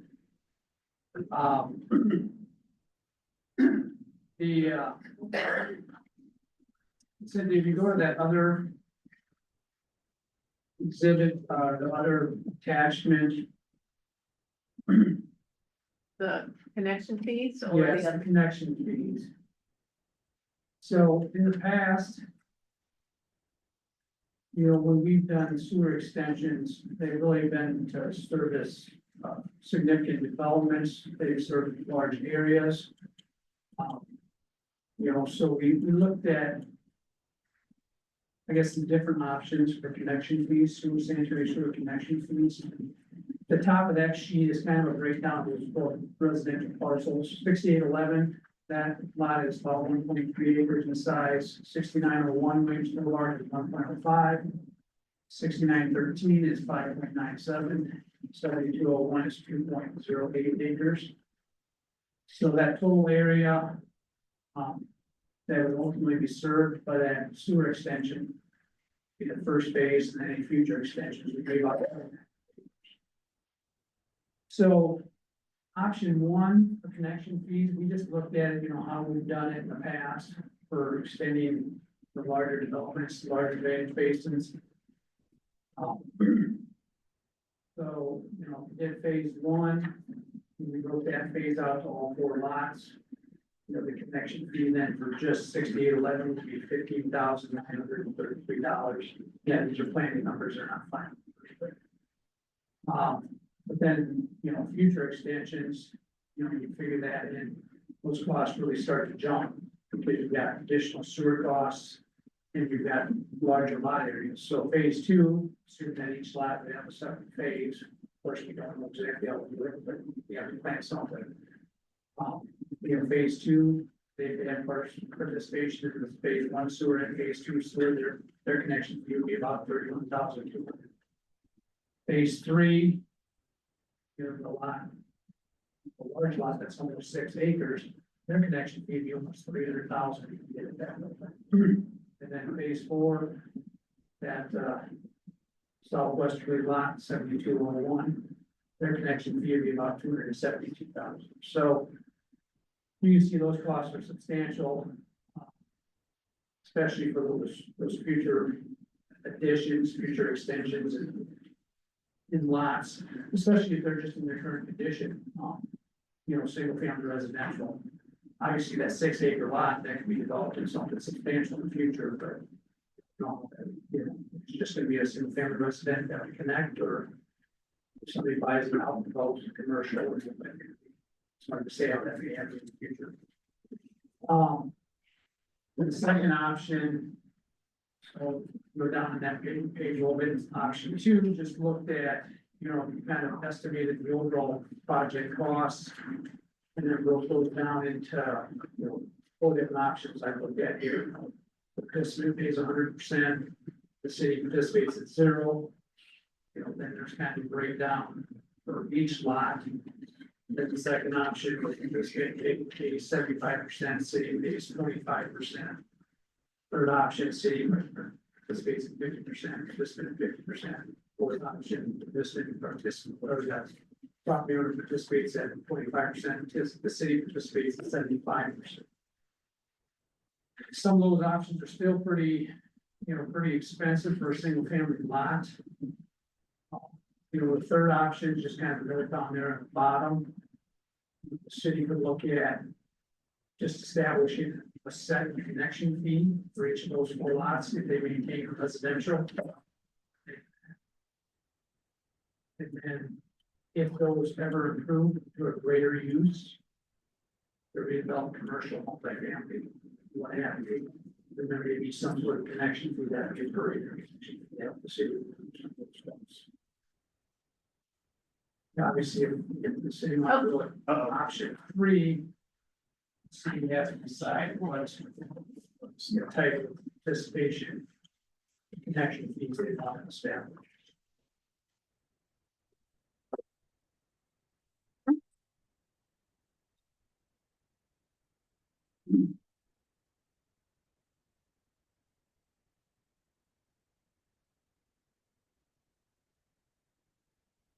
So really, I think what you guys need to consider is we need to extend that survey for sure. We push that every time a developer comes in, when it's our turn, we need to do it. It's just a matter of how you want to do the cost breakdown.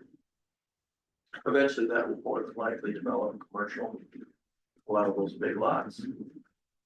So passing that cost down the road to those bigger commercial lots is a viable option. So which lots are we talking about here? Are we talking like the corner of the hill by the car wash down? Towards town? Yeah. Put your mom Right. cost down, or not your mom, Vance's.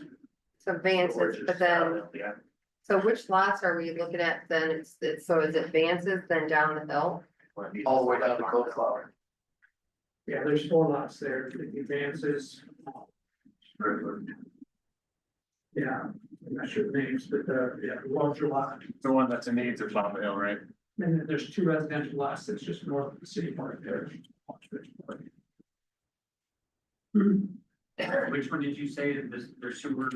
You're saying It's the one at the, it's right adjacent to the cornflower dead ends, it's the lot right next to that. So that's the last one in order from west to It's one close to close. You started on. Yeah.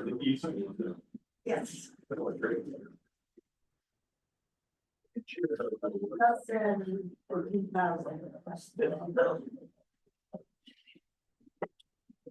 the holders of the property are right here.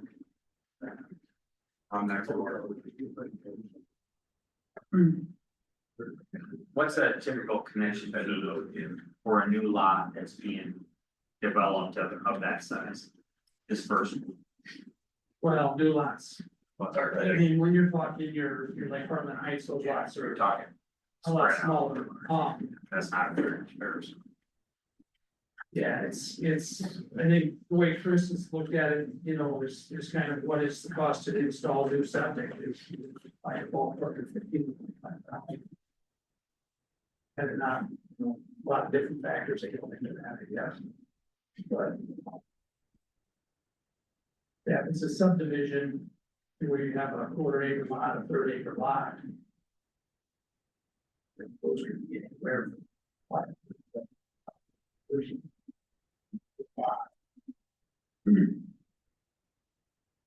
Big is your lot, One of the 3rd acres. was 4 times a lot, right?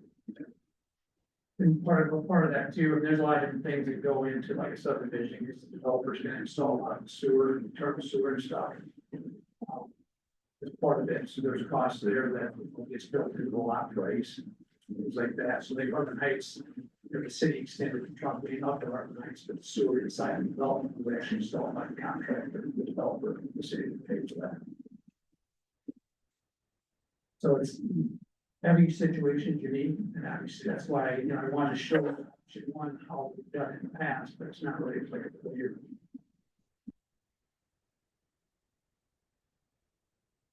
Last, 10+ years, our goal has been to reduce the hodgepodge Charlie Foxtrot we have on our hands. A mix of septic and sanitary sewer. And this is the time to do it. And it needs to be done. Like Chris was saying, the question is, we know it all now, and how much of the cost do we pass down to the residential, and how much we can look to pass down to any commercial development in the future. That's my question, is this a 4-phase project, or are you trying to do it all? Right now, all we gotta do is get this first house. Right. Which is, you know, essential to extending it. If we don't extend it here, we're never probably gonna extend it up there. We need to, we really need to. He said it'd be 111 if we did, directional. For 140 footers, not one of those. This ultimately would have to come out of the water sewer. That's, so that come out, it doesn't come out of the GO, right? This would have. You're asking what fund it would come out of? Yeah, how would that work funding wise for no matter what the cost is? Well, we borrowed, a general obligation loan many times to do water and sewer infrastructure improvements. Most of the time, we try to pay those back with the water sewer debt service. We have used TIF when possible, when LMI wasn't gonna kick in to use TIF to pay it back, so we haven't used TIF for. Such as, the Geo bond, when we were doing the complex, we were doing water main replacement. I think we did 3 or 4 phases of it, and those were each paid with TIF money as we did them. You know, so we probably used to do TIF more than we do now.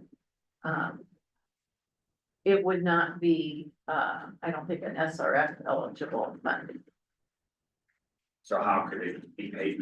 Well, it could be, you could borrow it as part of a GO, you know, like, but then, or in sewer funds on hand. And then you could choose to either see if, talk to bonding is TIF eligible, if not,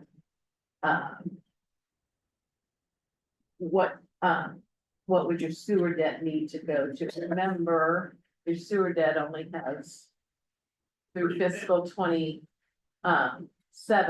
that the large loan ends.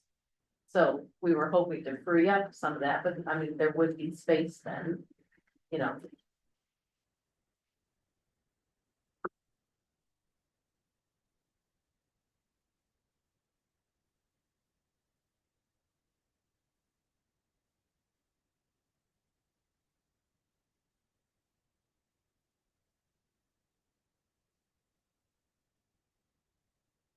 Council? Questions for Shane? Preferences? So linear foot, are you going all the way to the other property line or just as far as you need to go? It'll stop just shy of the property line, because there's that frontage driveway on the next lot. Yeah. So why cut that up, disturb it? We'll probably stop it at 15 feet short. We want to get as close to that property line as we can. That's how, whatever sewer's extended, it should be extended to the next property. Situations, but why pay on this project to have pavement going up there in the future when it gets extended? So It doesn't impact the numbers, ultimately when it's extended out to the top of the hill up by the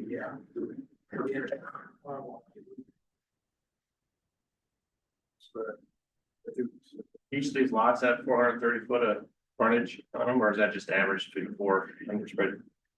Cost breakout here. Or some with narrow frontage than the others? Yeah. Okay, yeah. The one that's got almost 6 acres is real wide. Real wide. Okay. So this doesn't include getting into the house, this includes just the connection, so. No, basically, when we do a project like this, we install a sewer service. Off the main, stub it out. Then they'd have to extend the sewer service up to the house. I assume they got a sewer service coming out of the house to their septic, so they would just have to bypass the septic. Sewer service through their existing septic. So there's an additional cost for property owners. For example, 6811, that's a long run to get down to that. I assume, and I don't know, I assume their septic is in their front yard. Yep.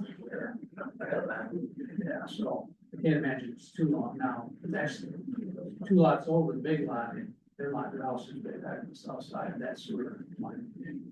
Pretty long, that's sort of the sewer. Now, when you do the sewer line from where it has our house, is it, underground? It's cool, it'd be very kind of fun. No, what I'm saying is it, are you, is it bored, is it tractor cut? Well, we'll probably directional drill it. We'll probably, put it out and get poles either way. But in that situation, maybe more cost effective to directional drill it. Because we do have to run in underneath existing driveways. Because where it is in our neighbors, it's like right here and then 10, not even 10 feet. There's bone and cable Yeah. and all that. We'd have to work around that, yeah. And not our side of the driveway, we got a big light pole and cable and all that in there. So, plus, my count what's in our front yard that we don't, I mean, there's a gas line because we have, whole house generator. Yeah, if the city goes ahead and moves with it, we can start gas until we line that, we're located where they're at.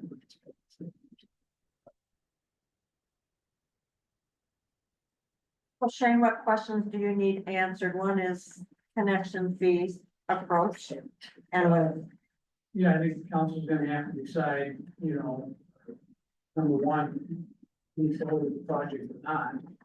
And number two is connection fees. Timing standpoint. Property owners like all these direction if they're. Some city's gonna extend sewer, or if they're gonna look at putting some septic. The connection fees, I guess it'd be more really, you would want to pursue some form of option, 1, 2, or 3, we can work out the details. I don't know if you need to establish the exact connection fee tonight or not. If you're comfortable with that, that's fine. Then if you want to move forward with this option, then the next item on the agenda B would be if you want to consider the engineering services agreement, move ahead with that. What do you guys feel about, how do you feel about this? For like over $500,000 to hook up 4 houses. $1,000 per new gate. The reason why my wife and I bought this house was because it drawn our attention to, like, there's, almost off grid, basically, because of lighting on it. that's why we bought ours, because it's a nice location, it's fairly quiet. For the first chunk, how much was it changed? Is that the 111 to get up to 6811? Yeah. But I mean, The basis is if you don't do it, you just don't do it. that, And then what happens is. if you set the precedent and you do the first one, then are you gonna jack $500,000 to hook up 4 houses who don't? Am I guessing you would just assume not do it? Is that? Or, What do you mean, spend 150,000 to get it done? well, I'm just saying, if we do it, it's gonna cost you more money than if you just put a new septic in. So what she's asking you is, would you rather do the septic yourself, or do you want this to be there? What the sewer, what do you guys prefer to do? I prefer septic. Septic. That's what she's asking. Well, see, I mean, nobody's really talking loud enough, so you Sorry. don't carry. So, it's hard to understand what even the guy in the corner saying, you're going, what do you think? Sorry, there- Microphones. So you're here, Thank do you you. live up there too? Is there anybody else that lives up there? Any of the other houses here? Just you guys? It's like what you said earlier, there's precedents that's being said. I mean, how many other areas of town is this an issue? Well, does it come into play for West Cemetery Road, Longview, all that stuff? You, that you already had people inquiring about. But they're close together. I mean, they don't have, Those are acre plus. No, those 3. yeah, They're all at least an acre. but I mean, they're all consistent, so the cost would be. Right now, your ordinances, the city's supposed to require or extend the sewer.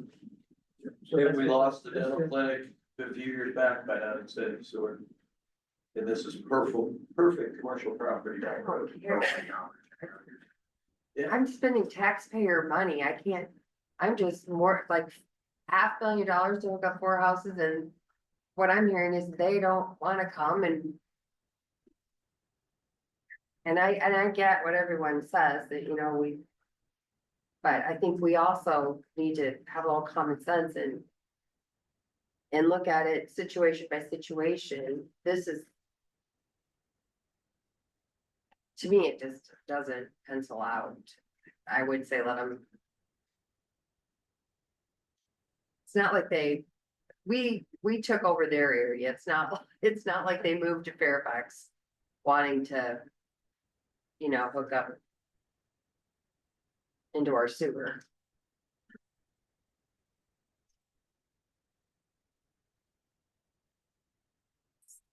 My opinion. We should let them do it. That a motion? Let's just say it was That's my- what I'm gonna say, let's just let them, Let's just say it was my house. So if my septic fails, I got the septic line behind my house. It says that I have to connect in because it's there. The house states the same thing, because it's within X amount of distance. are you They hooked have- up now? No. Cause I don't, my septic's working. But once it fails to the point where I can't fix it, then I have to connect in. Period. But the line's already there. Yeah, Right, but this It's is. already it's already about the line The there, it's ordinance about is the already there, distance. saying that it's supposed to be. you're making an exception to an ordinance.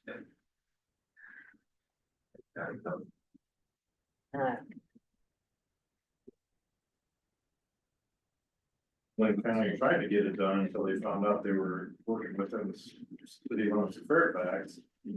And once they were told and corrected on their information, they said they just assume not have to deal with putting the septic in, they'd rather have it hooked up to the city, but that's the health department's position.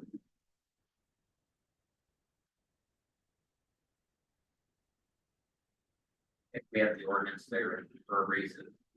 And I'll go back to my original position, why are we not allowing it in some places and then telling other people in other places you have to? Well, these are really large oversized lots. But it doesn't mean that there has to be a connection fee of 20,000, whatever your scenario would be, right? Right. Said that.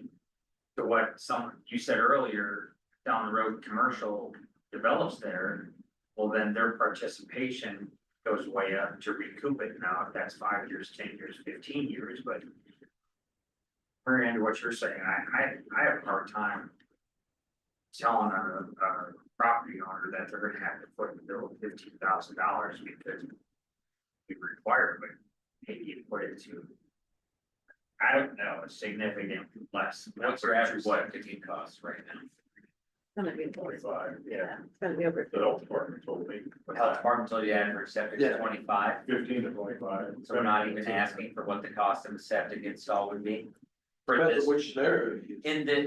for statistics, how much is 6811? 6811, the cost estimate's 111,000. That's for the project cost. The project And then if we decided we wanted them to participate at 25%, that would be the rough approximate Right. install The septic cost of the cost. septic system. Right. And to redo your septic right now would be approximately how much? The last estimate we got was like almost 16,000. 16,000. Yes. So it'd be double what they would pay. So, But I'm just saying you do that, then when you get down the road, then you're gonna be spending $300,000-400,000 to hook up.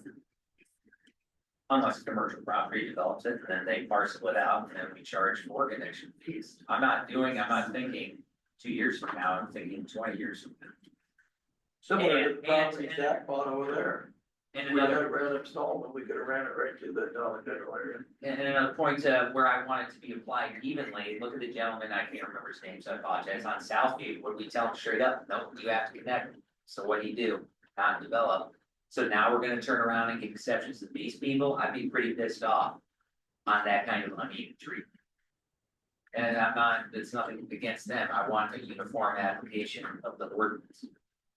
So the question is, if we extend it to 6811 for 111, what do we think a fair connection fee would be? And talk about uniformity, what if we?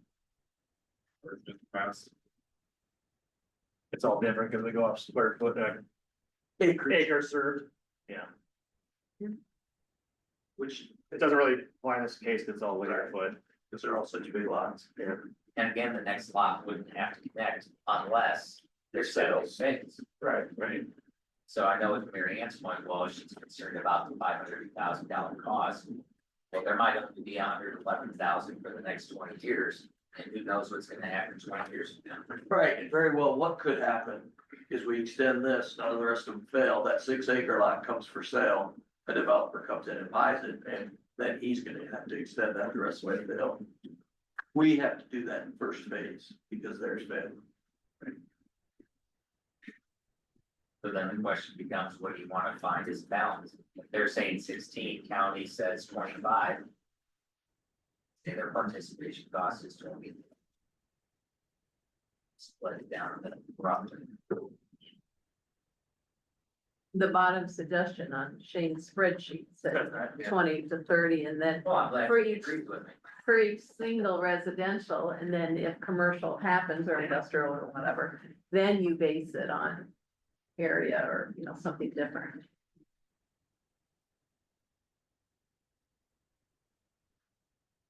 Option three, yeah, I think that makes more sense. What your limit for costs, I don't.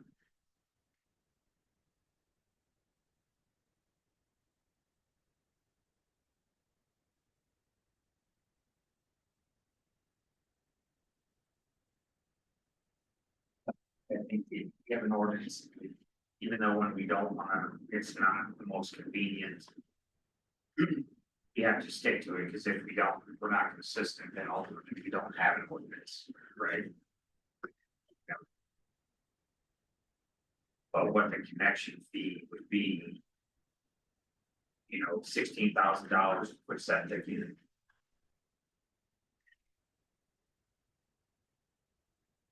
I mean, to Brian's point, I mean, if his septic fails next year, then we tell him he's got to connect. It's a resident, that's what I'm representing, I'd be pissed off. Last I ever approved, it cost me that much before from the previous project 10, 15 years ago, it was way cheaper, so. So to option three, like Ian was saying, we would just establish a flat fee for each resident in the event. They need the sewer extended to them if their septic fails. Why go the full length? We're not going. Probably go just for what you have to now. You're following your ordinance with what you have, and then you have a connection fee.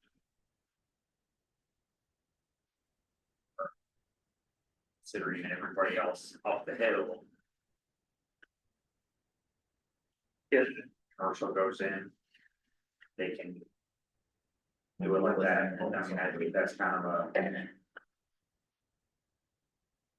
Does that make sense? So the number I'm using, 16,000 to put your septic in, okay, let's figure out a connection fee that's fair and reasonable, and maybe that's for next meeting. You know, if that's what's decided by council. But then again, we don't want it.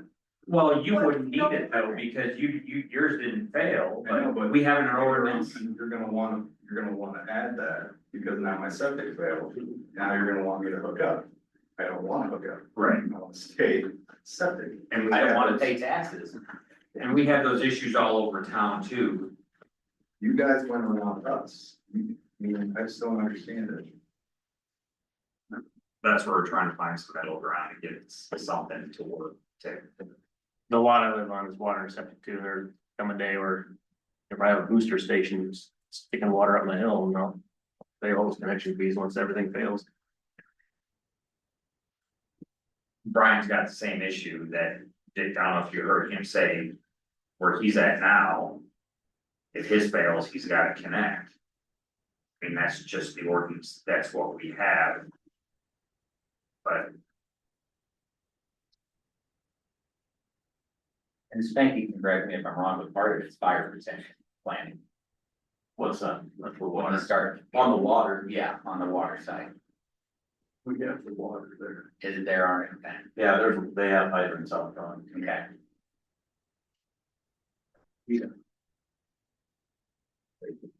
Well, Council, You're gonna need a pump house and water up there. Council, Tom, are you formulating a motion? no, because we've got so many unknowns here, really, at this point. I mean, what do you motion for? I mean, what do you have a fee? What do you have for, how do you determine it for each lot? I mean, or do you do it just for this one? So we're so far off. I think it's really. Your sewers failed now, so you have to get the upgrade. Or what's, It's not legal right now, not legal, because it was never applied for. But when we was working with Jim with the Lynn County Health, he said he'd give us time to, you know, cause we had to do a new well, and he said, I don't want to slam you right in the face with the new septic. So that's what we're working on. We was working with him to get the new septic. So that we didn't have to spend between, well, it'd be 16,000 just for the sewer connection fees. That's not counting how much it's gonna cost to get that line hooked up. Plus the monthly fee. If the council wants to make a motion, it would be to enter into an engineering services agreement to start design, if you think you want to move forward. You don't have to decide on the connection fee details at this meeting. But if you decide you want to move forward with the project for that one address, then you would ask Colin Hall to start design. That's what B is.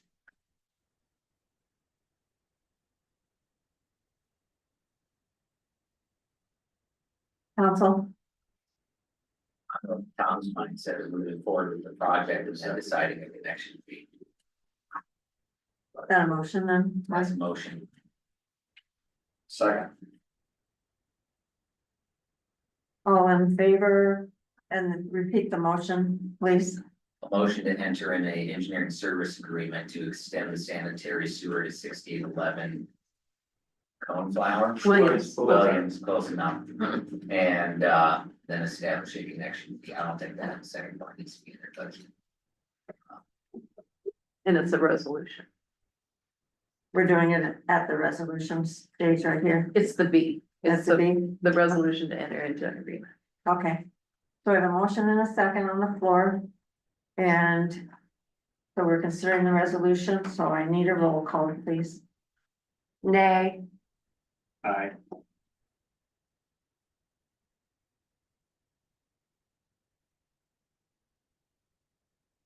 Aye. So 3 ayes, 2 nays. The ayes have it.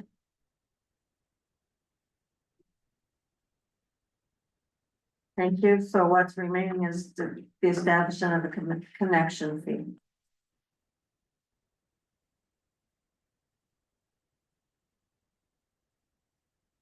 Jane, do you need anything else on this topic? No, we do not. Thank you. Okay, you guys understand, uh, maybe explain to him what exactly. We're gonna move sewer, sanitary sewer up to your property line and establish a connection fee at a later date. So, Yes. Don't install a septic.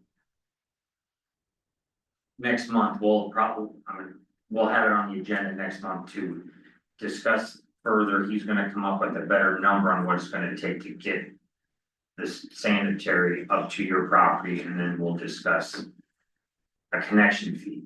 then we'll get hit in the face with it. But keep in mind, like, you're saving the 16,000 that was proposed for your sanitary, right? You have to spend that one way or another. Well, the connection fee would be a percentage of that you're not gonna spend, right? 16,000? Yeah. Yeah, Right. but then how much would it cost to get it hooked up? So you get a to four. our house? How much is that gonna cost? That I have no idea. I hope it would. And council sometimes are willing to consider a payment plan or put it on the taxes, you know, over a 5 or 10 year payment plan. I can't understand a word she's saying. She said you could do a payment plan if you don't wanna do it all at once. Well, the council could consider. The council can consider options for payment. So there's Yeah, payment because plan. if it's $150,000, No, that would not, that is not your cost. Let me make a number up. yeah. $5,000 is the connection fee, purely making a number up, right? Instead of having to pay 16 for a septic that you, if it was having to be installed. 5,000, for example, is what it would be for the connection fee, purely a number, just picking a number out. Then charging you the $100,000 to run it. Yeah. They're paying for that. All they're gonna do is figure out what they're gonna charge you to hook up to it. A regional. Yeah. And it's not going to be, the way they talk, it will not be more than what it's going to cost you maybe to redo your whole septic. Okay, That's. so they're Like gonna I said, try to figure out next month. yeah, I've got the He's got estimate at plenty of home, money. what it, and that was if they had to put a lift in. If they didn't have to put a lift in, then it would only been like 12,000 or 11,000. How much is it a month for sewer, for septic water, sewer, or that? Depends on usage. It'll be a flat rate. Is there a base? Yeah, there is, there's $12 up to 1,500 gallons per month, I believe is the initial, Is the minimum. yeah.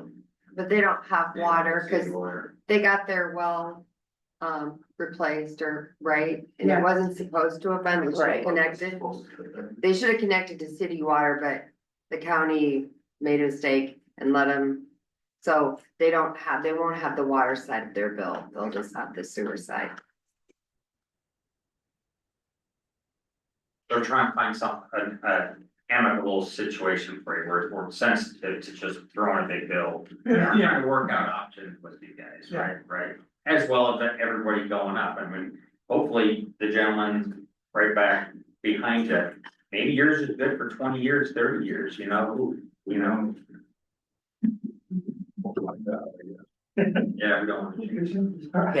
Don't say that. Way to go, Tom. Yeah, but see, our septic, they took out the permit, somebody, I don't know who, but somebody took the permit out in 1985, but they never followed through with it. And when we bought the property, it wasn't through a realtor, and Jim said if we'd have went through a realtor, they would have caught that. Being that it was private, Shortcuts. The underwriters didn't catch it. Well, I thought when I spoke with Bernie when he was mayor about his water was supposed to be, his sewer was supposed to be coming to us someday. And I thought Bernie had said at the time that when they come through with those lines, that they wouldn't charge us to hook up. However, if we didn't hook up and they put the lines in, then if my septic went out, then I would have to pay for a hookup. Is that not what you said, Bernie? I don't recall. Okay. I know that to be true. I might have, I don't know. On West I really don't Cemetery? know. Yeah, that was true on West Cemetery, where you ran the water lines, and back in, I think it was the 80s, if you didn't hook up, then you'd have to pay.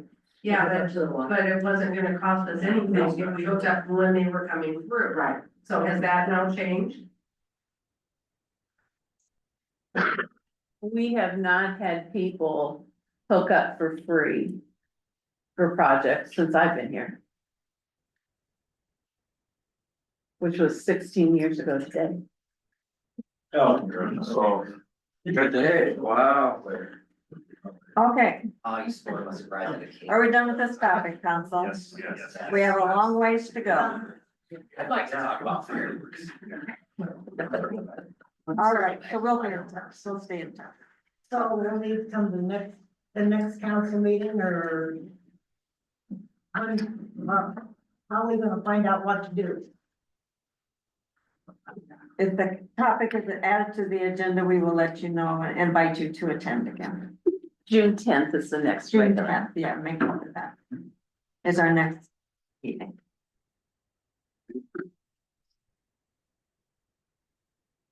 Thank you for being here tonight.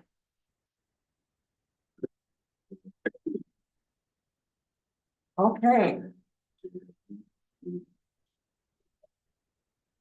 So we're moving on to item number 21. Discussion and possible motion concerning Iowa Land and Buildings property and the QTS Slayton proposed laydown area project. Okay, there's a lot here, so I have a game plan. We'll see how this goes. What we're gonna do first is talk about the laydown area, and you do have that exhibit in your packet, and you saw that, we're introduced to that last month. Shane's gonna provide some feedback on a submittal. Chris is also going to add some feedback as if necessary, and then we'll open it up for council discussion.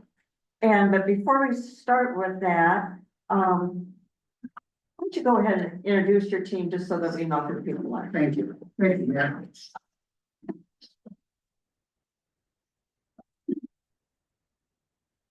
Greetings, and Steve Mayor, council, administration, a couple firefighters here. So, I'd like to first of all, recognize all the efforts that's got us here tonight, from both sides of the party here. We hope that, we've answered all of your questions to date. And in lieu of that, though, we wanted to make sure that for, two levels that we brought forth, one, the faces. As we've begun this project, I should say, is that we want to make sure that we recognize, that you recognize the individuals that are leading these efforts, essentially in your backyard. That said, I'd like to start with the ownership. Hello. My name is Matt Ryan with QTS Data Centers. I'm the Vice President of Development, supporting this market, and glad to be here tonight.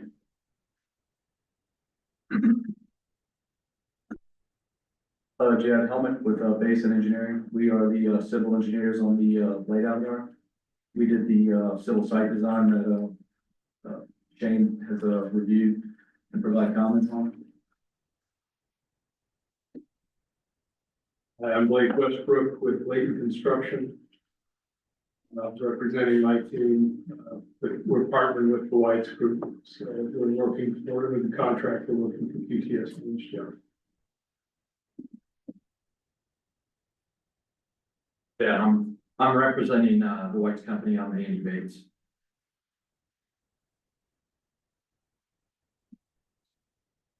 Not that tall. Chris Crastus, I'm representing the White's company along with QTS. And I'm Scott Ladwick. I'm also part of the Layton White's Group. That said, Scott, don't forget Emily. Oh, sorry. No, I did, yes. Emily Kaiser, I'm with Alliance Energy. So again, we are the property owner of the property that Layton QTS is looking at putting this down yard at. Sorry about that. So, okay. And I just wanted to say one more thing. So the second level in which we have here is if we haven't answered all the questions that you've presented to us, and if you have additional questions tonight, we wanted to make sure that we brought the appropriate party here to be able to answer anything and to foster this future relationship that we're hoping to have with Fairfax. So that said. Okay, thank you, Scott. I'll turn that over to my team if there are any other questions. Thank you for having the team here so that we have plenty of people to answer questions, and we do have an overall goal. I would assume that we need to decide tonight, especially determine whether allow this project to move forward as we work out the details. So Shane, you want to talk about your feedback on the proposed laydown area, please? I have a question. Do we have a site plan that actually includes the whole project and not just this? That is the whole project. No, I mean, that shows the actual data center. That's your efforts. So I know, I just wanted to see what the building looks like, the layout for, like, where the rest of the parking lots are gonna be. So they submitted site plan improvements for the construction stage of the area, but I have not seen anything regarding the actual permanent development on the Cedar Rapids side. So on the Cedar Rapids side, do you also have like a big parking area that's attached to that site? There's not a large parking area, no, but there are adjacent parking spots for each building that are sized appropriately for the people that will be working in those facilities.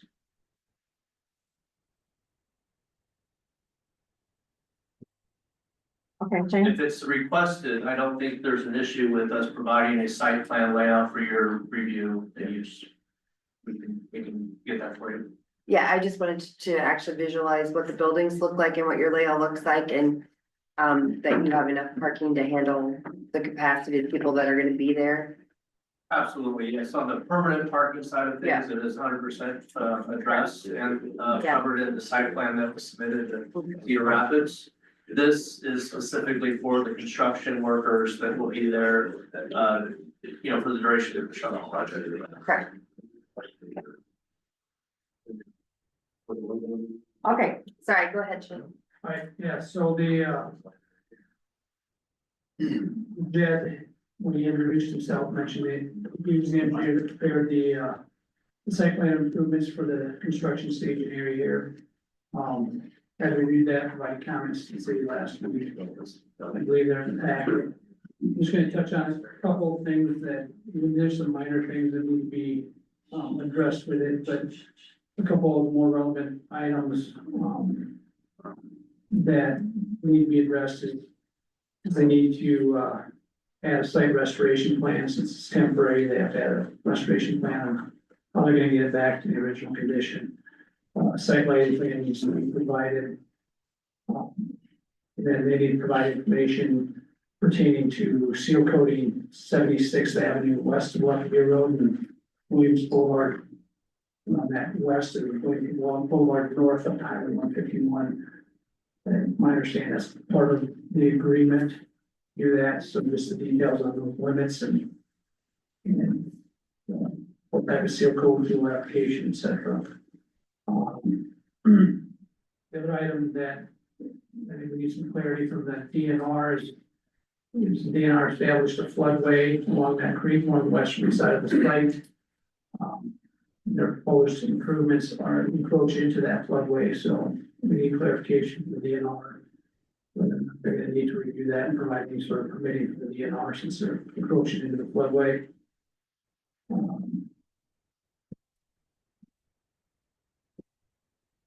That's the main thing. There's a few things with that, restoration plan and encroachment in the DNR or encroachment into the floodway.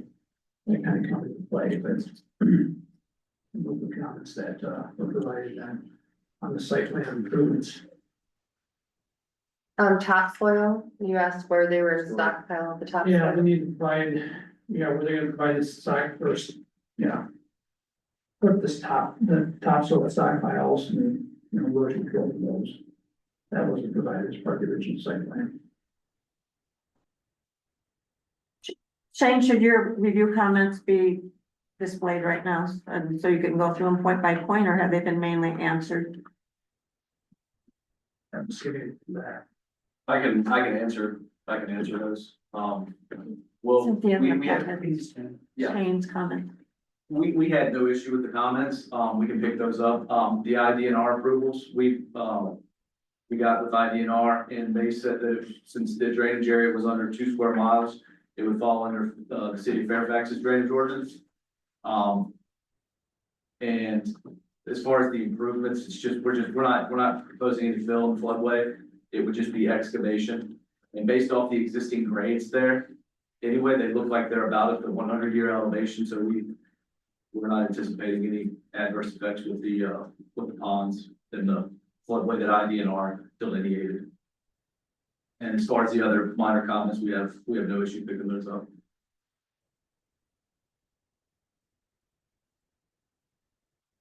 Shane, anything else that you would like to bring to everyone's attention on your comments, your feedback? I can send you the email from IDNR as well, if you'd like. Where were you gonna stockpile all the topsoil? I think we'll stockpile that to the north. So it'll stay on site? Correct, yeah. Okay. Yep, and it'll be maintained. And you guys will be responsible for your SWIP and all that? Yes.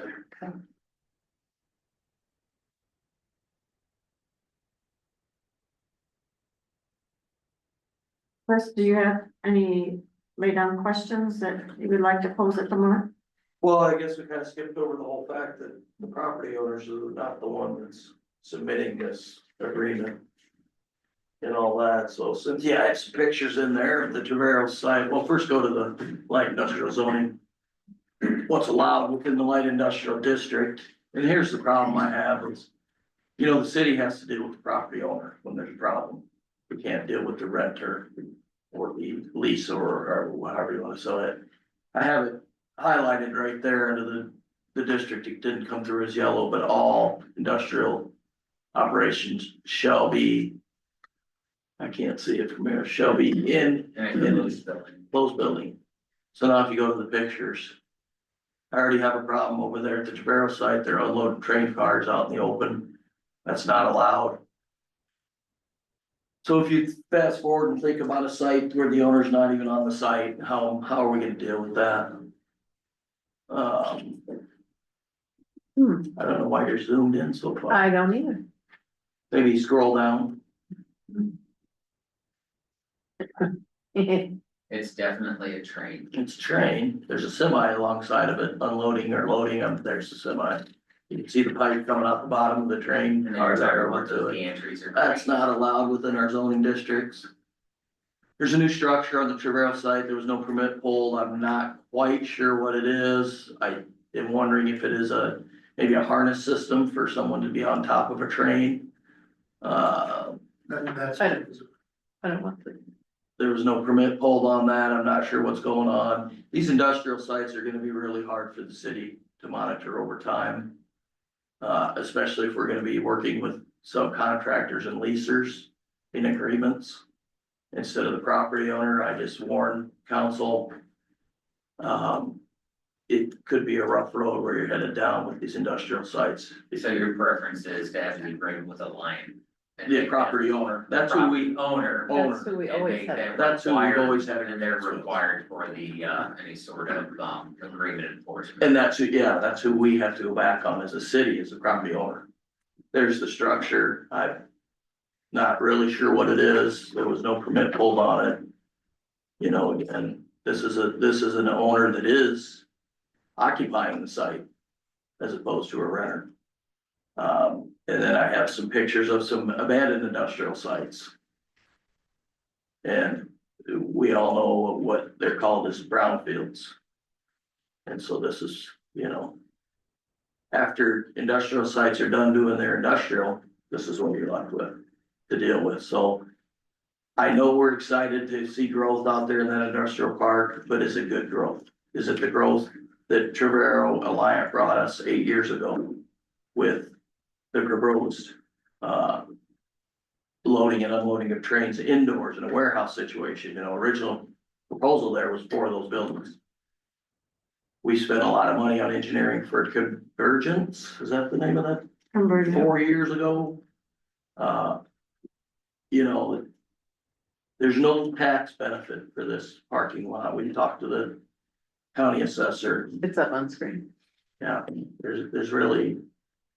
I just don't see a benefit for this thing in the city of Fairfax, especially dealing, like I say, without the property owner buying into it. My concerns for that have been stated for over 2 months. And we haven't discussed about the delay of the 76th Avenue project. And the increased cost. So I think it was in February when I first asked this to be on council agenda and it was pulled. And then I think it was briefly discussed in March with some pretty broad brush strokes. I wasn't here last month. A lot of the reason was because of this topic. Didn't know what transpired since. This is something I think council should have been aware of months ago before we got to this point. He was banging on the cost, and holding off on 76. Shane's done some cost estimations. Just real briefly, real number. Isn't there, there's a paper, there's a breakdown in our packet. Yeah. Yeah, it's basically just, delaying the project for 2 years. 5% per year, that's the bulk of it. Would cost what, approximately $500,000? Yeah. Ballpark. And in the end, Fairfax comes out with, that's the cost it would cost us. And so net, we're actually in the hole on this deal. I believe also in your packet, there's a agreement that we've discussed some of those numbers, totaling $500,000. I think it's in that paragraph right there. Or you want to buy one? I'm sure I remember what it is. It's what? So we. Go ahead. We should go into.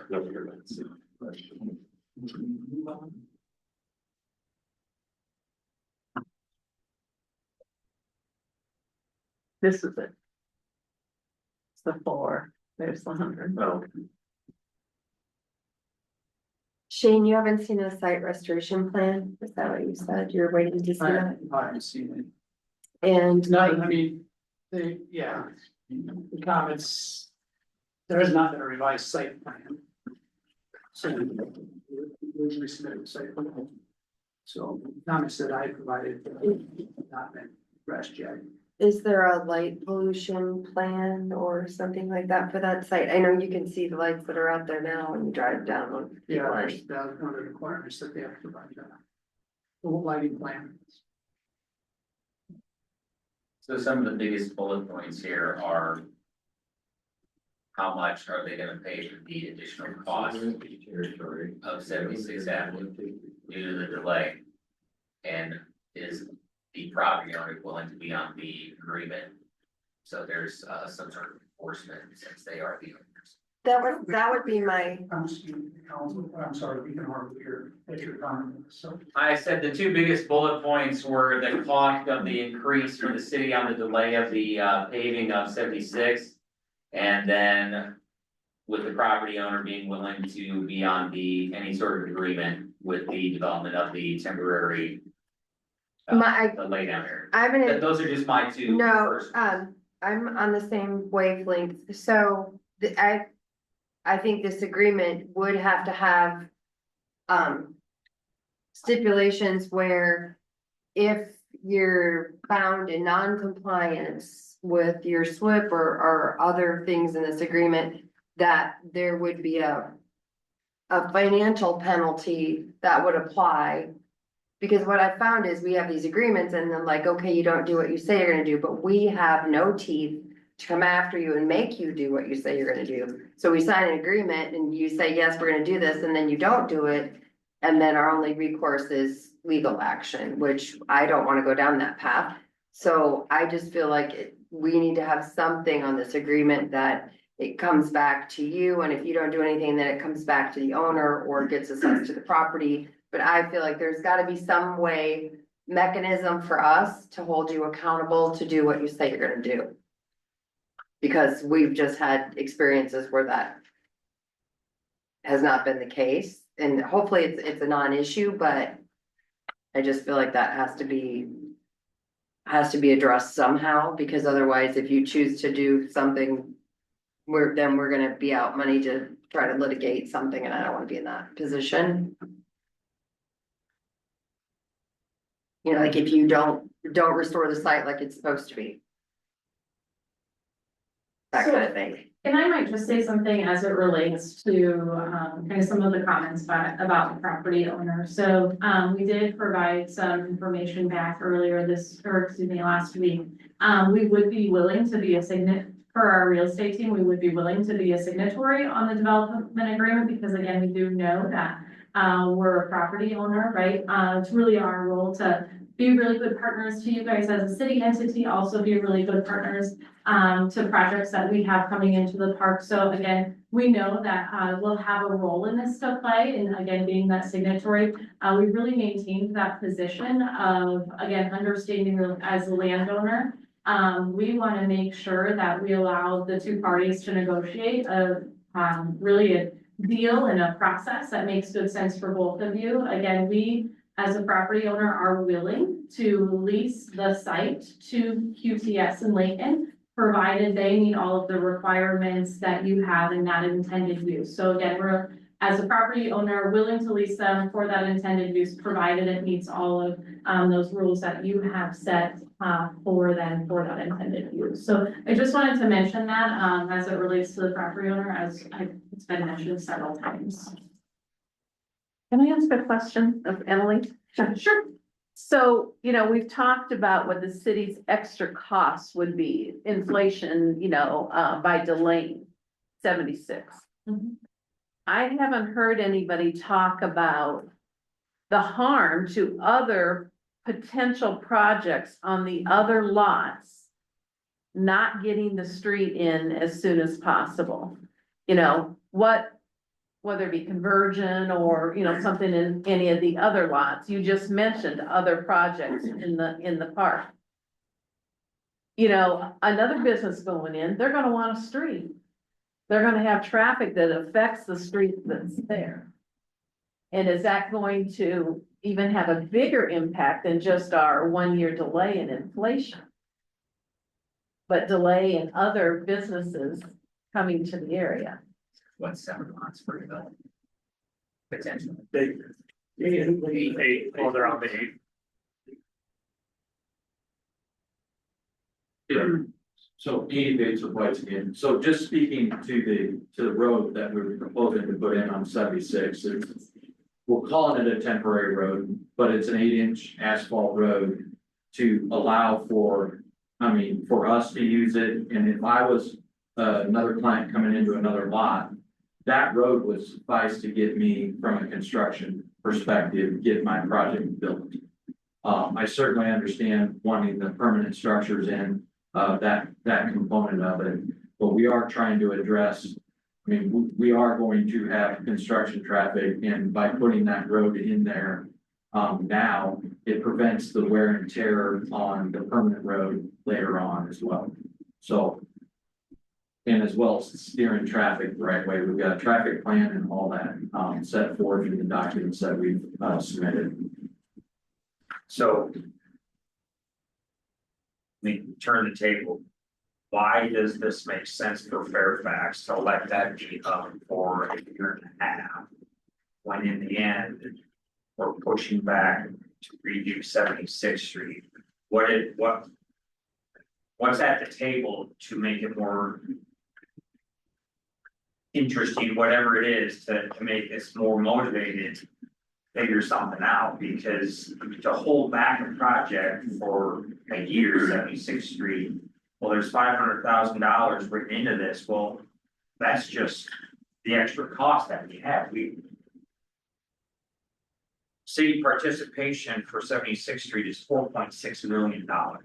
That's what was projected per Shane's document a couple months ago. $4.6 million is what we would put in for this industrial area.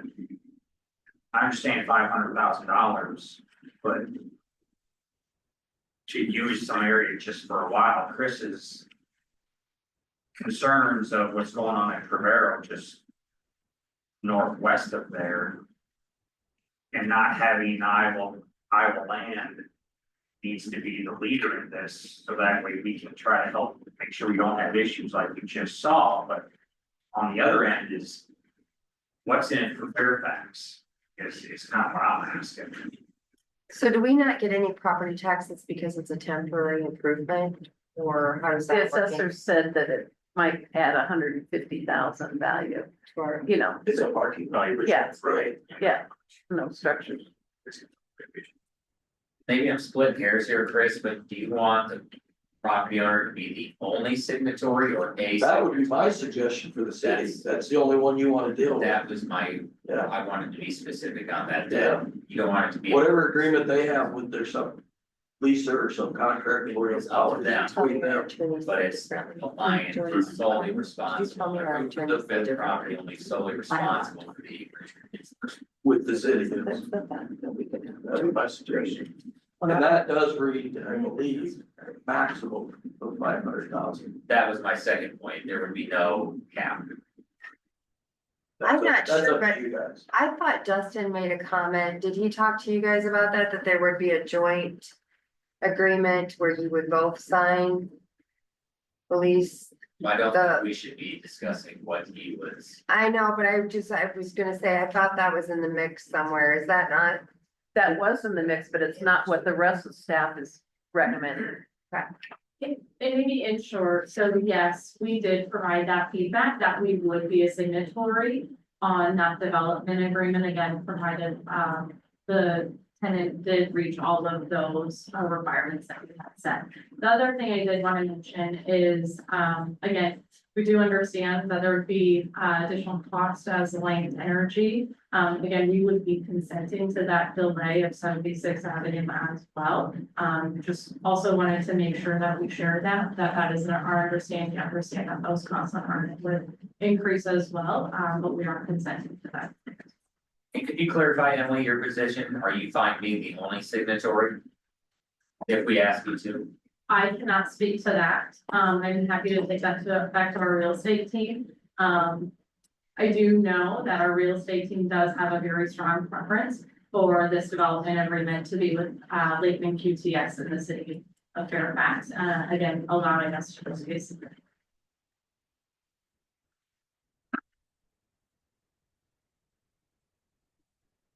I'll address a couple of other of those comments. What is in it for Fairfax? I think we've all, as part of, in addition to the 100,000 and 400,000 that's documented there, which again, I know Dustin's no longer part of the council here, but that's what was negotiated at that point in time to help alleviate the delay costs, right? So if that value is not doesn't cover that impact, then I'm certain we can go back to the table and look at that value and address that. On top of that, we also had agreed initially to demo out the asphalt at the completion of our construction project to allow you guys to then proceed with your paving project. I think after a short period of time, it was decided that, or we were asked to leave that in and chip seal the portion of the road from Lefebvre into the town around the corner of that. I'm sorry, I don't know the road going up. And so we've actually agreed to do that improvement as well. So there are some concessions that we've made to support the partnership and the you know, coming into the community and being a good neighbor. So but again, the pictures that were shown there, I have no idea who Trevorrow is or any, some of these other companies, but I can speak for QTS. If you look at any one of our properties, it is pristine in view and nature, and it's not your typical industrial project that I think people generally perceive when you hear industrial, right? And so you can look at any of the images on Google or wherever, QTS data centers, and they are very well, the appearance is very, very. And these are properties you own? Absolutely, yes. Yeah, you know. Understood. In other markets, again, we go back to the table and we can get our economic development gentleman, Jeff Green, which we talked to Mayor with. Other markets, we have a bond in place where if we don't meet the requirements of restoring the land back to where it is expected to be, that bond is intended to cover those impacts, right? And if we do, we get that money back. And so there's certain mechanisms that we can put in place to address those concerns.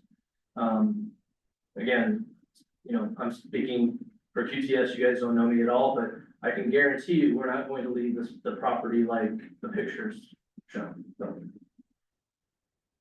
Can you explain again, which, you were talking about 8 inches of asphalt, is that just the parking area? No, it's itself, or all of you're talking 76 about- from Edgewood all the way to Lefebvre, sorry.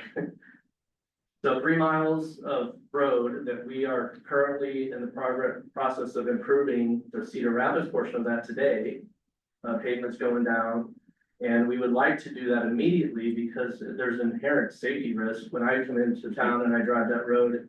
Again, following all the construction trucks in, it's a dangerous situation with all the dust, the additional potholes that are being made.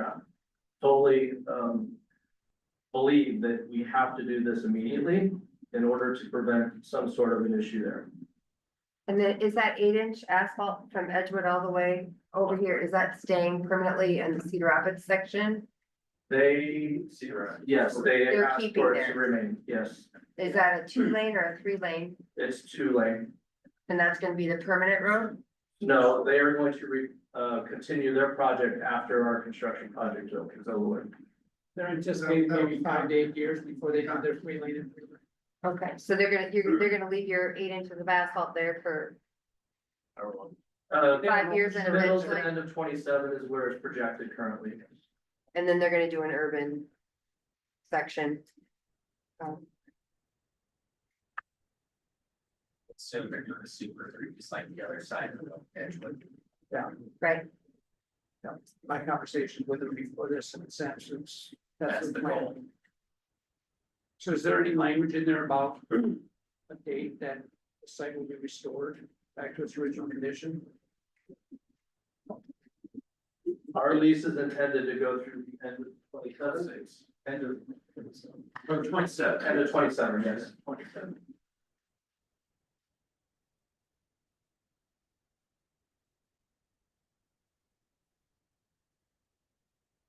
But to this point, have you guys had an actual, any kind of agreement? I mean, have we drawn up an agreement or have they? We have some rough drafts, but Okay. nothing. So we haven't actually got anything in writing yet? We do, we provided a development agreement, sorry, I'm speaking for. Yeah, but yes. Well, we saw part of that. That was what QTS presented to us, but We provided the whole agreement. To the mayor. right, and I just showed that very small part that shows the financial pieces that they were proposing, but the agreement was set up to be QTS says, or no, Leighton, excuse me, Leighton as the agreement. So nothing's happened with that. We have a couple of rough drafts, but they're proposing a rough draft of something else, but nothing combined or So- responded to. Chris's biggest hurdle is he wants, and to Cynthia's point, staff's point, which was brought up, is you want the agreement to be with the property owner, just like all of our. And then the other discussion point is anticipated increased costs in delaying the project until at the earliest, 2028, if they're gonna have this until 2027. And then a refinement of the language of any financial penalties or bonding to restore the site to its previous condition, the project. So you'd be happier with the. Yeah, I'm not against the laydown area, I'm against the way they're presenting. Yeah, so you want that, we need to discuss the dollar amount for just laying it. And then a refinement of the language on. To Mary Ann's wording, putting in teeth to ensure enforcement. And another one of your concerns to answer, I can't remember who's asking about Trevero. When you're out here on 76, it's that large warehousing facility. All offloading and loading by trains is supposed to be inside. The pictures provided are showing they're already violating that. That's been for 2 years. 2020. Is it that long? Yeah. What is wrong with me today? Everything's just blurring together. I think, Mike, we also want to make sure they get the site plan and comments addressed. Yes. Like plan and all that. And then they said earlier, I believe they said they were. That it was all of those points. To your comments. Correct. And I would add in, I'm gonna ask for some sort of participation in the 4.6 million that we have to do this street, pushing it, potentially pushing it back. 4.6 just in the city cost, so. Well, that's what I was suggesting, whatever the additional cost is, they're like. They haven't capped. That's the $500,000. That's the 500 they have in there. That's what I'm saying, they haven't capped my interest.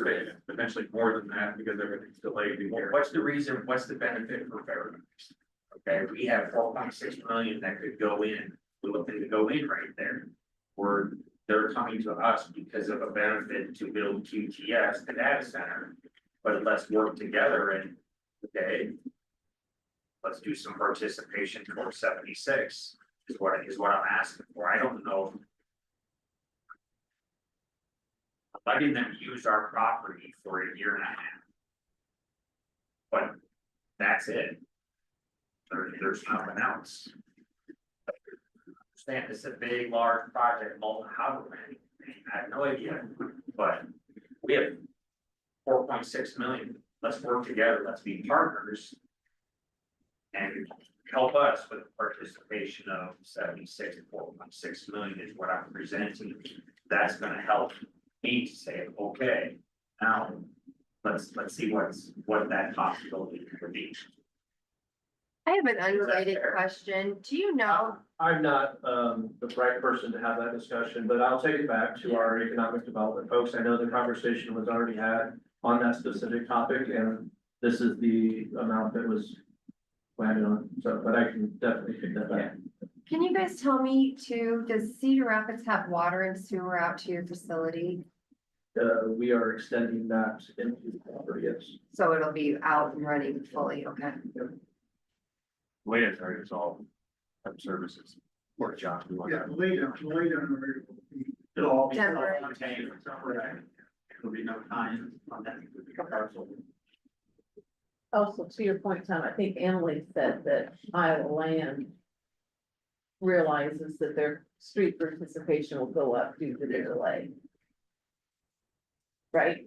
Am I putting words in your mouth, Emily? No, that's correct. Again, we understand, again, for the development agreement that we have for the preliminary plat, it outlines, kind of how our, fees will increase provided that delay. I think our fees may be increased 5% a year, if I remember that correctly. Again, we understand, that that's our responsibility as part of that delay.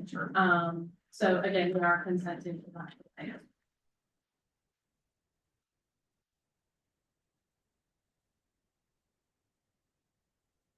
So what do we need you to do? I have 5 things written down that it sounds like the council is asking for. Correct me if I'm wrong. 1, the agreement would be in Iowa Land, the property owner's name only. 2, reconsider that the cost offset for postponing our project. We indicate our cost for 500K, the proposal that came back, I believe was 400. So that needs to be addressed there.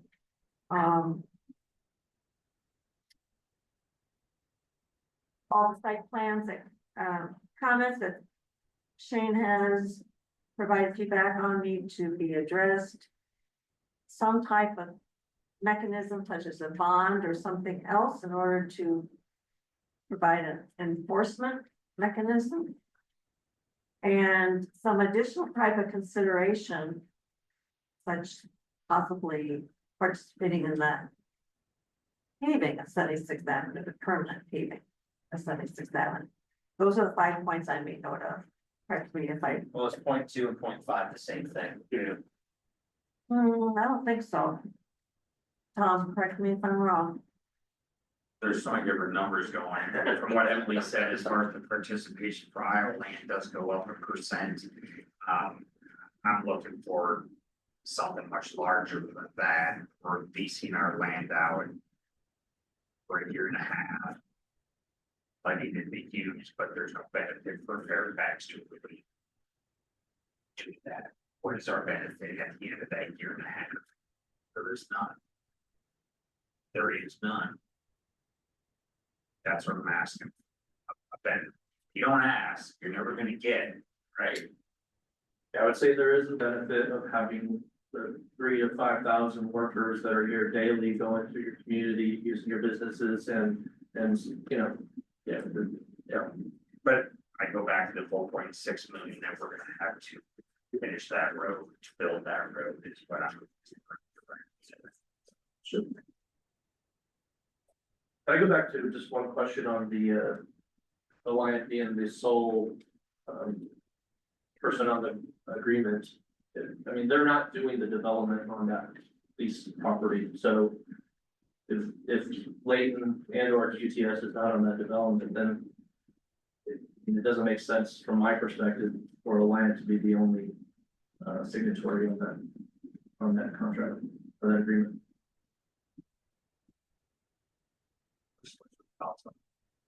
I just go back to the same thing, who the city has to contact with Mr. Problem, that's property.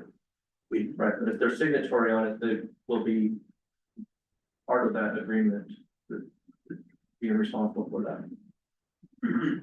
I guess that's all set to maturity. Typically, I mean, I that's, was just gonna and say that's a that. separate agreement between the landowner and the developer.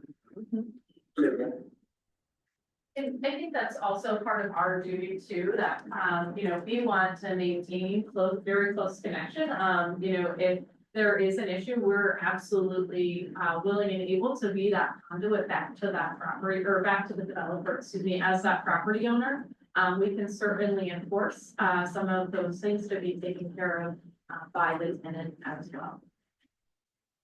I think it's something that, we could probably talk to our attorney about, how he suggests that we handle that. If it's a combination of the developer, the contractor, the owner, however, but I think we would have to defer to how he thinks we should best have that agreement. So I think that's probably something that we need to talk to him first, and he might suggest that we have everybody on it, but I think before we can speak to that, we probably need to ask him. And how we envisioned it and how it's been in the past is that the home or the landowner is responsible for everything. They have all of our requirements. Then as they sign a lease with whoever, whether it's QTS or Layton or whoever, they choose to bring those responsibilities into their lease. Maybe they increase the amount, if we're asking for 6, maybe they put it at $650, that's their business. But if something's going wrong, we only have to contact them. And they're responsible then for enforcement. The goal being the prevention of finger pointing, Yeah, saying, well, it's the property owners, you go, no, Right. it's the Yeah. leasing. yeah. It's And however they make the leasee or the contractor responsible, that's their private. And this all falls back to that conversation we had years ago about the big fire in Oregon. That was a leasing situation.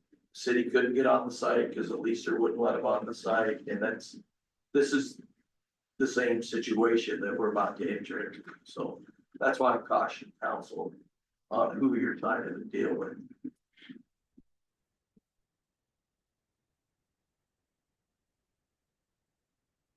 Understood, if you could just let us know if that's the position, then we will figure out how to address that.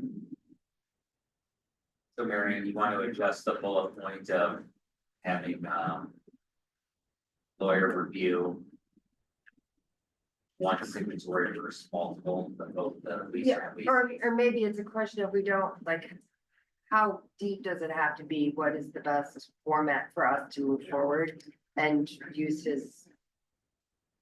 Maybe he'll say that's how it needs to be. Maybe he'll say it can be both, or I don't know if we need 10 people on that agreement, but the key is that it needs to be, for us, it needs to be enforceable. And I think the bond is as long as it's something that we have, we can go back to. I just don't want to get into a situation where it's muddled and legal, and for us to get anything done, it's costs us more than it's. All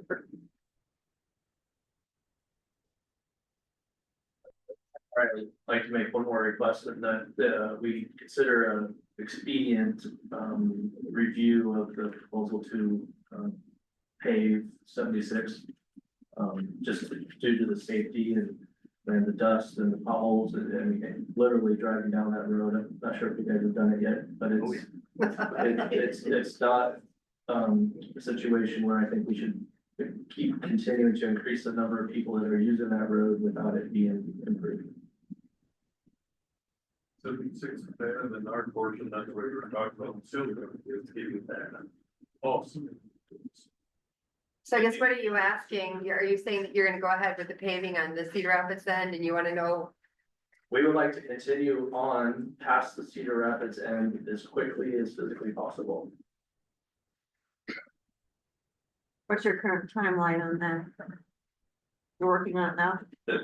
We're working on it now. We expect to be done by the end of next week on the Cedar Rapids portion, and we'll be ready to roll in to the other half.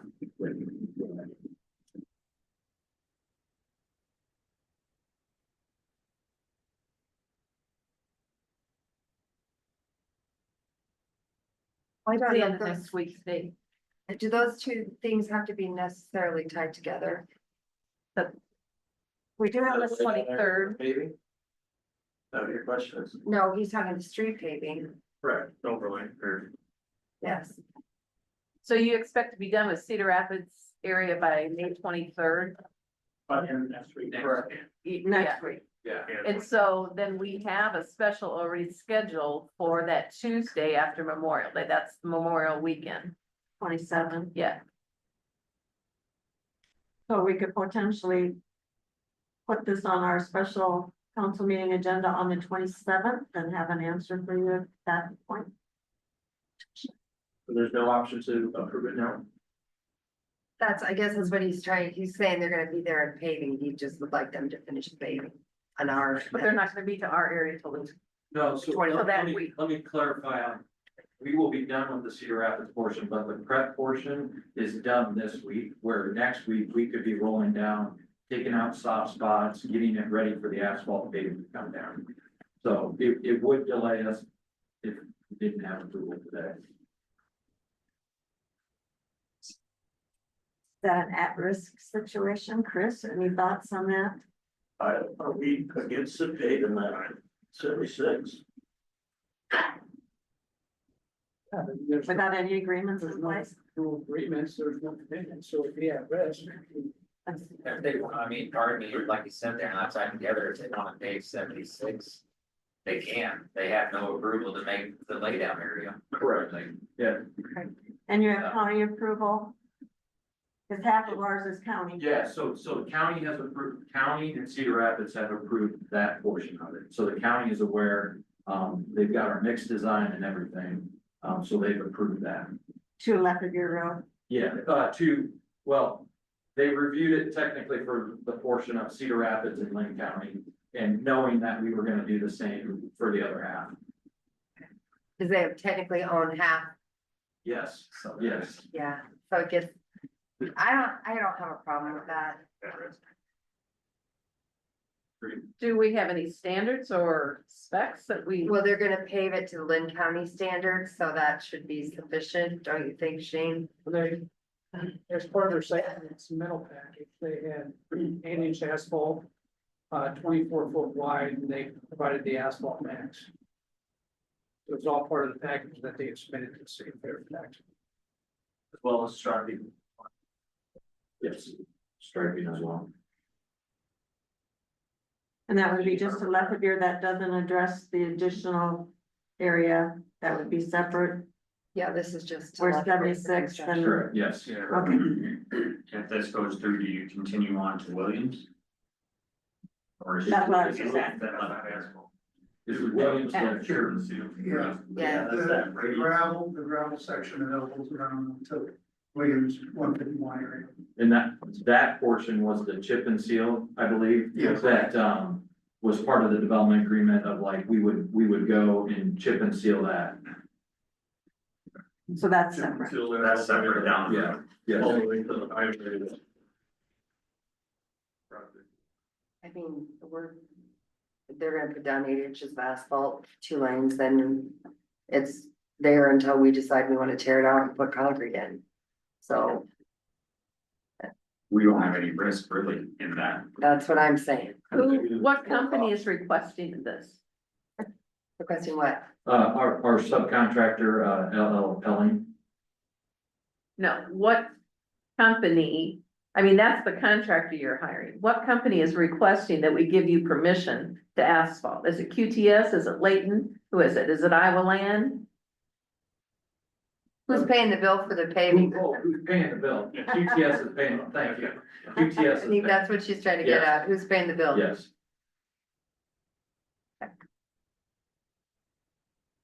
One thing that scares me, if you don't kind of do this, it'll stop right at the edge.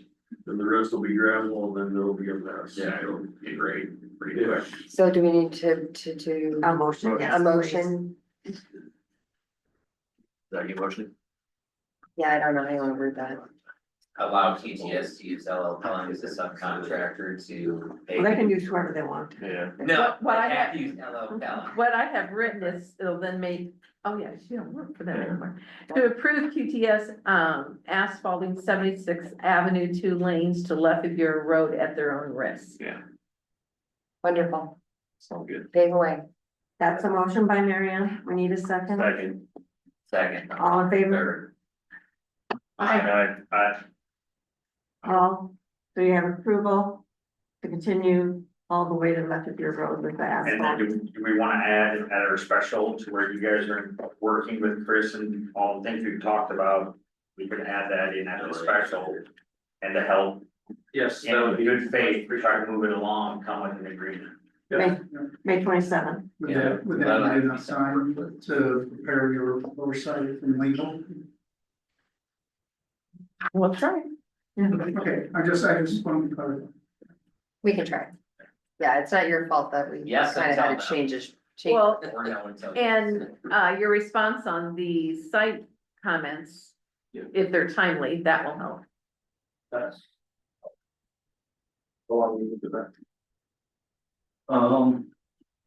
We should have them picked up. Probably about Monday. Okay, Thank you very much. Thanks. thank you. Thanks, guys. Okay.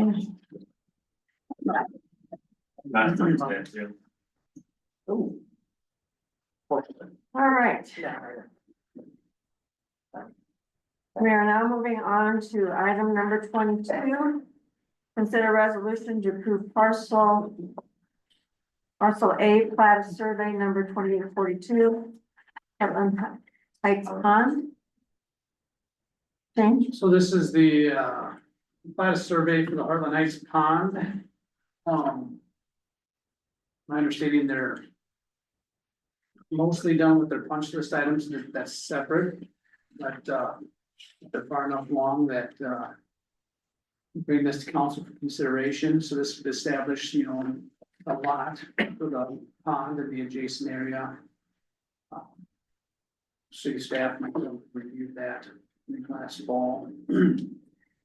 The council approves it, then they'll have to set the property pins, set fence posts by each property corner.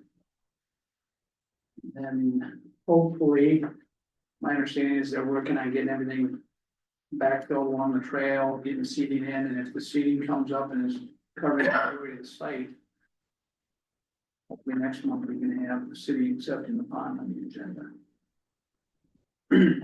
Don't need to get this approved, it's property been set, get it recorded, there's an easement on the south property, Are you guys setting the pins or are there, is there engineers? they said. They're saying, right? Positive. And then we get the mower. All right, so moved. Was that a volunteer? Second? Roll call, please, Tom. Aye. Thank you.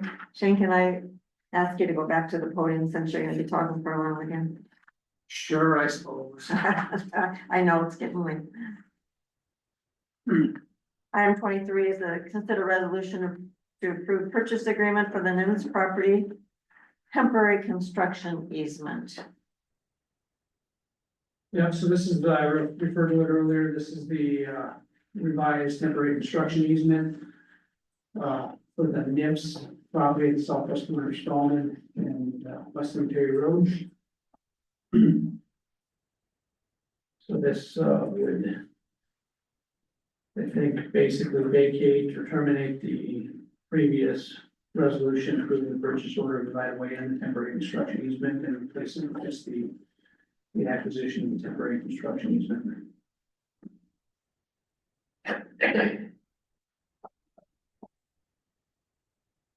So Shane, in layman's terms, this would allow us to have the temporary road across that corner of their property. Yep, correct. So that traffic can go through. Pardon me? Motion in a second. Roll call. Right back. Excuse me, where are we? Roll call. Motion and a second. All right, roll call, Marianne, go ahead. Aye. Aye. Aye. Trying to help you. We're gonna fly through these now. Yeah, please speak up when you make your motions so they can be duly noted in case we have to refer to the video. I'm taking notes. I was getting microphone. Item number 24, water supply well number 4 improvements project. Number 8 is, or A, under this line item is the resolution to enter into the construction contract with Schrader Excavating to complete the project for well water conservation well.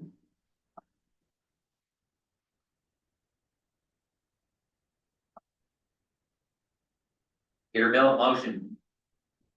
Second. Nope. Roll call, please, Marianne. Aye. Aye. Thank you. Next, consider resolution for the engineering service agreement. So this is an amendment for the engineering services agreement, so it's two parts. The first one, A, is $4,000 for additional services for on haul. They're just a few different minor things that have added up over the project. Some additional preliminary design work for sewer and the roadway. Coordination with the environmental, a lot of extra back and forth with that. And then with some of the additional requirements with the SRF process. That's the $4,000. Then we talked about, with the bids came in, that our only experience with freeze was where they had issues with their casing for the well. So we got quotes for doing some well inspection. ISG indicated that they thought it may take up to 2 weeks. Which to me seems a little long to get that well casing installed, but either way. So we got a quote from ALM to do well inspection for that casing. Which is broken out to $10,075 per week or like $15,000 per day, so. If it takes us 1 week, then it'd be $10,075. If it takes us 1 week and a day, it'd be the $10,075 plus $14,39. It takes about 2 weeks to get $20,150. So that's, if you're interested in doing the extra well inspection, that's what that line item is for. Is it just like a visual inspection or the X-ray? They go into, I think that was in the packet, their proposal, they go into a little bit on that. I think it's mostly visual I think it's all visual, inspection. right? Yeah.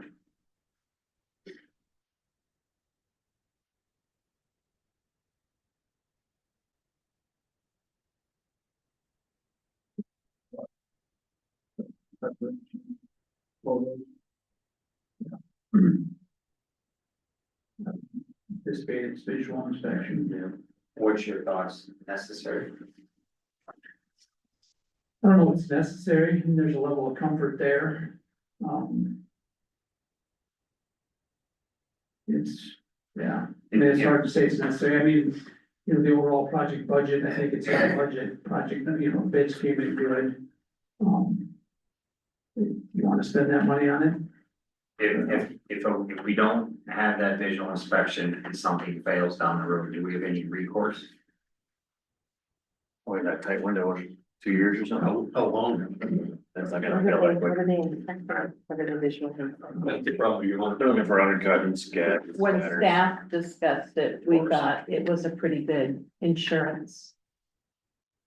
Based on Hall's previous experience and the idea of what the cost would be if it happens 3 years later. Basically, we're spending 10 grand to ensure all the welds are good and everything's done, so we're not taking it in the shorts if we just assume everything's fine and 3 to 5 years from now, it turns out to not be fine. Right, and we discussed that it come in under estimate, so we're still within the anticipated budget. So if they do examine it and it looks good, but it still fails down the road, then we're covered. I don't know, we can't really put much pressure on it anyway, so I guess it's steam line or something.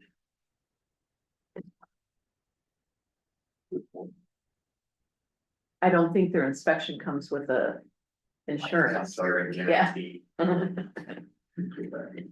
It's just basically an extra set of eyes, trained eyes, you know, that are, you know, making sure it's being, the well are being completed correctly and they're being completed, you know, completely, they're not partial wells. Kind of like when you have Terracon checking rebar, spacing, all that kind of stuff, just quality control, all that's.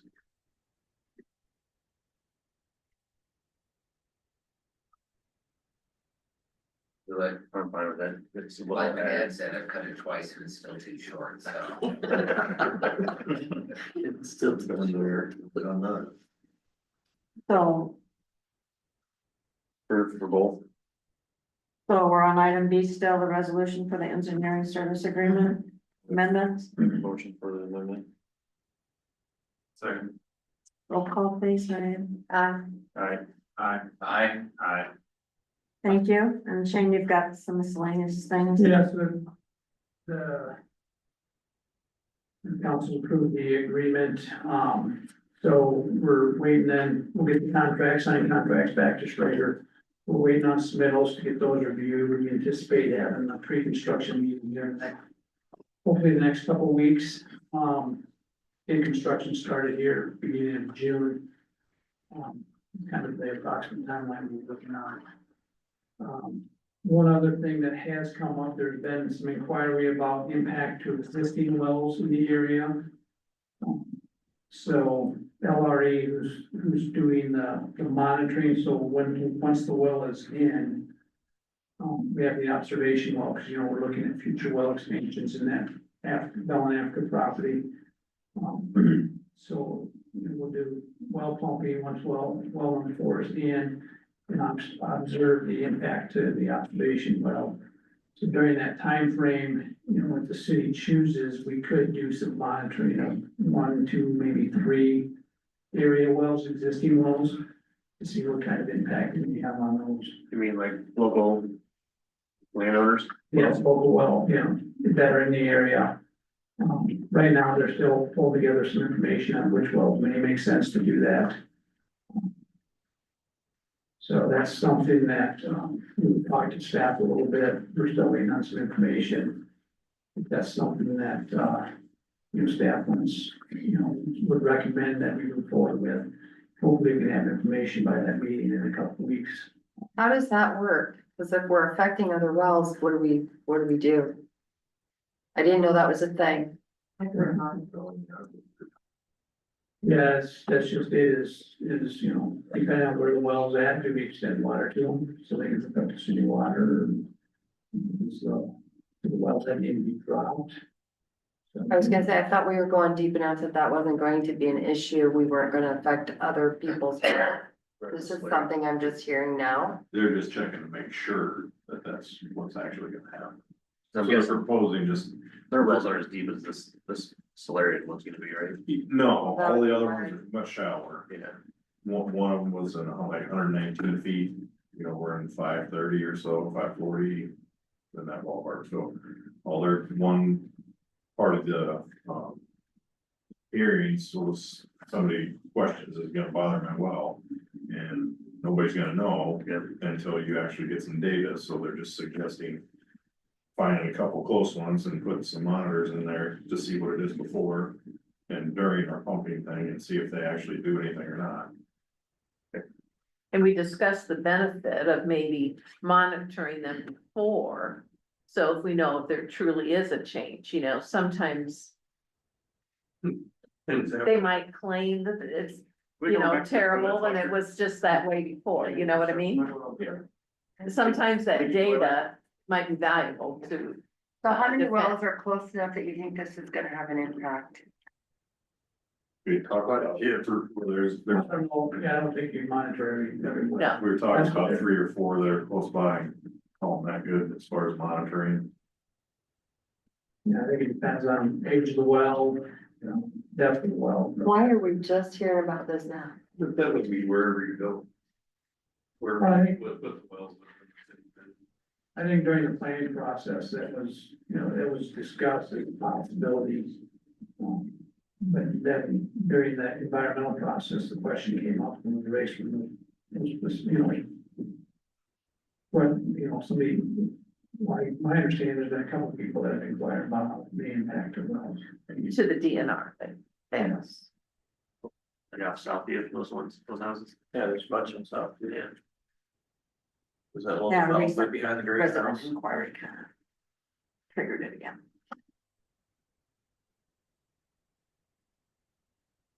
So. Let's just, How much is that costing? This well monitoring? so, yeah, if we did the well monitoring, I'm not sure the numbers yet, preliminary numbers were, you know. Could be 3,000 to 4,000. You'd have to have, a well contractor, the well contractor come and observe it. You have to have a licensed well contractor to get access somebody's well. And, you know, to put the actual monitoring in. So they may have some time, that would probably just be, you know, the well contractor doing the change order. But then to actually monitor it and stuff, there'd probably be, you know, that could be 2,000, 3,000. So ballpark is, you know, 3,000 to 4,000 per well, maybe. I mean, I don't know what the contract would be, but.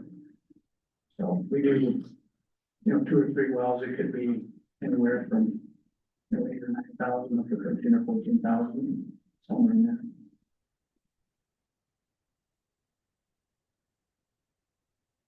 And then what happens if we are affecting their wells? My question was. Yeah. I mean, seriously. So we're spending all this money and then if we are affecting their wells, what do we do? That's a question we need answered, yeah, from, So I don't remember this being an issue when we did the last well. I don't remember this being a thing at all. well, it may not be an issue. It's just, this should just be collecting the information to see if it does become an issue. Do you know what I mean? We just dug the well. Within hundreds of yards, so. It would have been the same people you talked about in sewer earlier. Yeah. They're close to well. And then the well, it's the most seriously concerned is, what did he say, 100 and some years old? It's why it's shallow, the specs for what they have to drill now is much deeper, so they're less likely to be, affected with these bigger ones or not. So that's why we're trying to. The little one should be up here and we're gonna be down here, aren't we? Right, So we're but- not even on the same, Well, it's still, it can be within the same aquifer, so as you start drawing the aquifer down, it might get below where they're actually getting their water from. Cause he Yeah, it's stated gonna come that when he down. waters his yard very much, the well goes dry already. So, How so close could is that this be person? then to where you could just go to that residence and drill their well deeper oh God, Well, something to that effect is a possibility, rather than getting water onto it? yeah. Yeah, it all depends on the situation. Right. I mean, if we've got water main, you know, 300 feet away, maybe it's cheaper to just extend one main and have them look on. And maybe in that particular case, you're 100 years old, it should have been re-drilled anyway. Darn it, anyway. Yeah, wasn't there some date criteria in the DNR? Yeah, I think it was the 80s. Yeah. If the wells drilled before that, it's really the property owner's responsibility. There's some criteria that we're still checking on. Yeah, so there's a lot of information out there, that's why we don't have all the details, but that's just some things that we discussed, so. so if we drill another well out there, do we have to go through the same process? Or once you do one and then we drill another well in the same aquifer? We don't have to check this the next time? We don't have to check anything, it's a matter of whether or not the city wants to do that. And it might be just, depending on if we monitor that, the monitoring well that we're doing with this project, if we keep monitoring it as we're using it after it goes into use. That should tell us all the information we need to know too, because if it's only, the aquifer's only getting drawn down, you know, a couple feet during the year. It doesn't change much, which is what well 3 is, it doesn't change a whole lot, it's got a lot of water, the aquifers.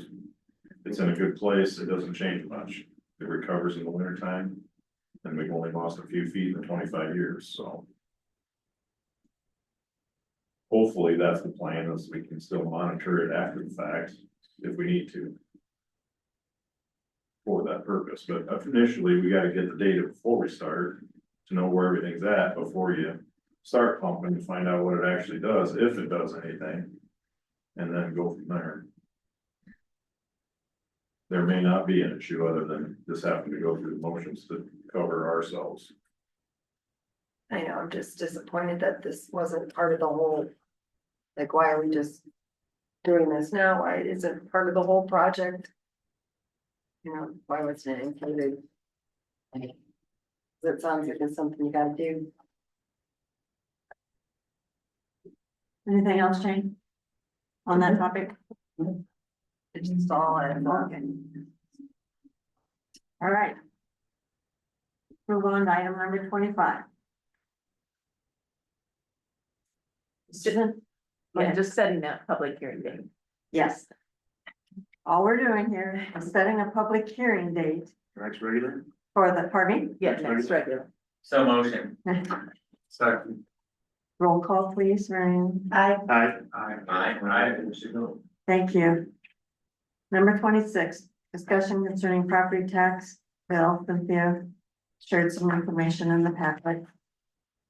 I don't know, I haven't heard if it's changed within the last 24 hours or not. Yeah, it certainly has changed since I wrote up my input, although I had forwarded that to the league because they were asking for input. And I think the bill that's in here is a different one than I had reviewed, and I think it has changed since then too. So, you know, probably at your next regular, we'll know what they've approved, and I'll try to give you a best guess impact. I just encourage you, hopefully you're all signed up for that legislative update weekly thing, you know, when you see information and they're asking us for input, or, you know, contact your elected official or whatever. I encourage you to do that, you know. Reach out to that as a city as well. I know through the league, they, you know. Yes, they're- they advocate for, yeah, what's it called, lobby for. Yes. But I didn't know if we as a city as well. It's something to. Yeah, we certainly can, and I know some cities do. I sent my comments to the league, so that could be included. And in fact, I think you saw maybe I think you're signed up for that legislation, you know, they sent out their model. And then they resent it because the math was wrong, because I asked about their math, I questioned their math. So I just didn't know if, I know we do it through the league, I didn't know if we wanted to also as a city do it and be like, what are you doing, you morons? In a nicer way than that. If you call them idiots instead. Yeah. I'm not saying it'll have an effect.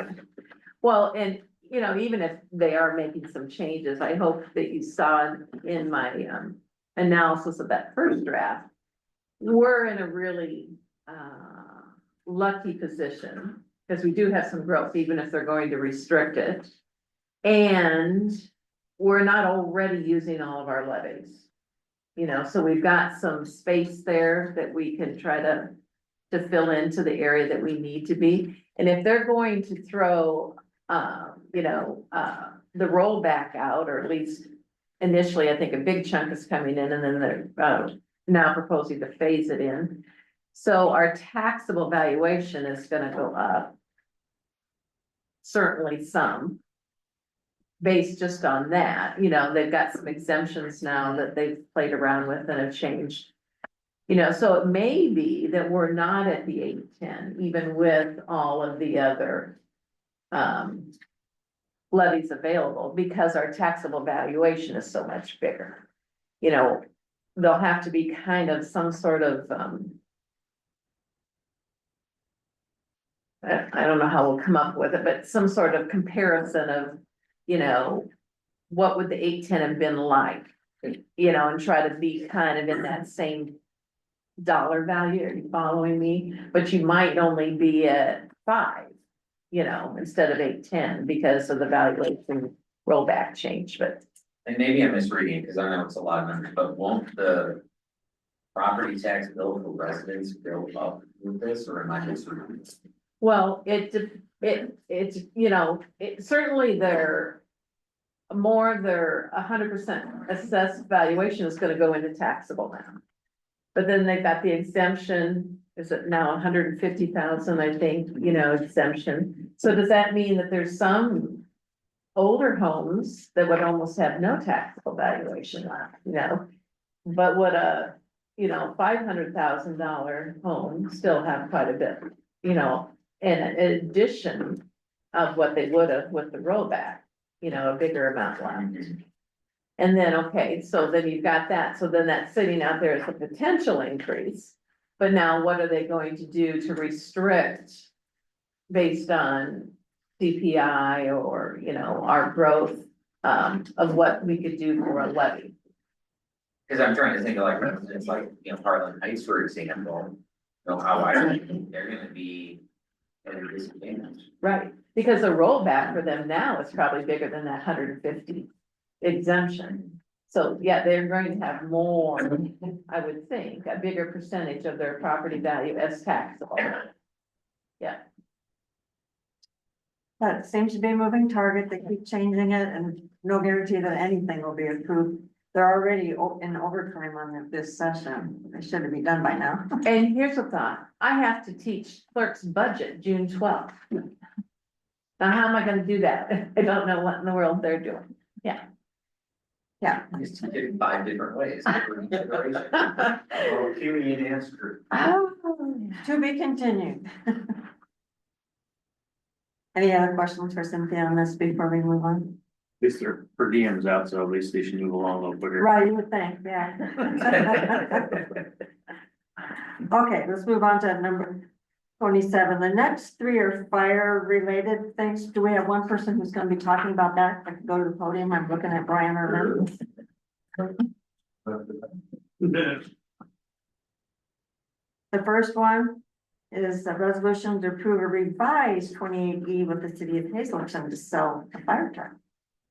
Okay. I don't know. Oh, I do.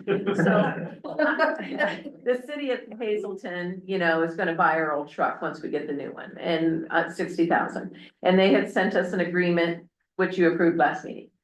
And I sent the approved signed resolution agreement and the clerk said, oh, well, now our attorney has reviewed this and they want a paragraph added that if we go out and wreck it, we'll repair it before we sell it to them for 60,000. Of course, I said, of course we would. Well, they want it in writing that we won't have a total. We're just gonna deliver my product to you. Yeah. And charge them 60,000. So that's the only change in the agreement is that we would fix any damage. Need a motion? Motion. Second. Roll call, please, Tom. Aye. Thank you. Next one is to approve a change order number 2 from Danco for the new fire truck. I didn't hear about this one either. Yeah. So, We just up here. is Spanky still here? No. Okay, Does so anybody know, I think? Danco contacted Spanky and $915, I think, change order. And, It was the seat. yeah, Instead of a bucket seat, we have a Yeah. bench seat. Right. It costs We $900. initially wanted the bench seat through it, of course, now they can't do that, so then it's all, the salesman in the contact with us and everything else. They screwed up. so they sent Spanky a change order, which he gave to Dustin, who didn't do anything with it, and then Danco called Spanky and said, we've stopped production on your truck, because we haven't heard about the change order. Spanky came in, Dustin found the paperwork, he signed it, sent it off. And then they told me about it, I said, well, it's a change order. And Dustin said, well, it's within the 900, I can approve 950. I said, no, the whole project is over 400,000. If you remember in February, we already did a change order 1. So I said, we need to do this, even though it's already signed and approved and already probably done on the truck. We need to document that the council's approving this change order, even though it's a small dollar amount to this large project. So that's kind of how we got here. Okay. Motion to do that, and it's already been done, so Yeah. I guess we should probably approve. Okay. Second. Roll call, Miriam. Aye. Aye. All right. Number 29, discussion of possible motion concerning moving the fire station generator for the future edition. Do you know Let's anything just keep about Brian. this? Brian knows about this one. Okay. So this was, so for the project to be for the addition, we got to move the generator. This one, the deal set up for the generator to be we are to assist them. We told them we put in the pad for it. If they wanted us to dig the hole for the conduit stuff, we can figure out how to do that. They were willing to work with us, and then they'll just knock off the bill, whatever they don't do. This one is the most expensive of the ones because we don't know what we're going to get into with the wire that's currently in the station that goes up to the, transfer switch. If that needed to be replaced, this PO covers that amount that they thought it was gonna be to have to replace the wire all the way to the transfer switch. If they don't, then it'll be, I think it's like $5,000 less or something like that, so. It's basically just the worst case scenario. Yes, yep, I figured if we're gonna do the PO, we might as well make it, so we don't have to come back and ask again, so. Brian, would this be in the $360,000 cost estimate for the addition? Yes, it'd be, yeah, that would more than cover. Be part of that? Yes. But we're trying to do it earlier. Yeah, right now he's thinking taking it out of savings to cover this so we can get this part started and out of the way, so it'll still be up and running when the addition's being built, so. Well, or we can run the capital project line if it's gonna be funded in July with the bond. Then- Yeah, I'm assuming we're not gonna get started here anytime soon, so. Might be a few weeks out, yeah. Yeah, so if we don't have the invoice by June 10th, it's gonna not be paid till next fiscal year and the bond comes in July, so. Yeah, so the savings won't be involved. Do we actually need to do anything with this? Just because it's over 10,000, you Yes. guys have to okay it. Yes, Council needs to. Motion. Discussion of possible. Second. All in favor, please? Aye. Aye. Thank you. Number 30, resolution considering Mid-America Energy's, right-of-way foundations for gas line relocation. Chris, is that a you or No, Shane? that's Shane. That's Shane? Thanks, Brian. Yeah, this is, for utility relocates for the West Cemetery Road realignment reconstruction project. So, Mid-American Energy's, relocating some of their gas main and do so they have to work in the highway right away, so they need to do the Iowa DOT,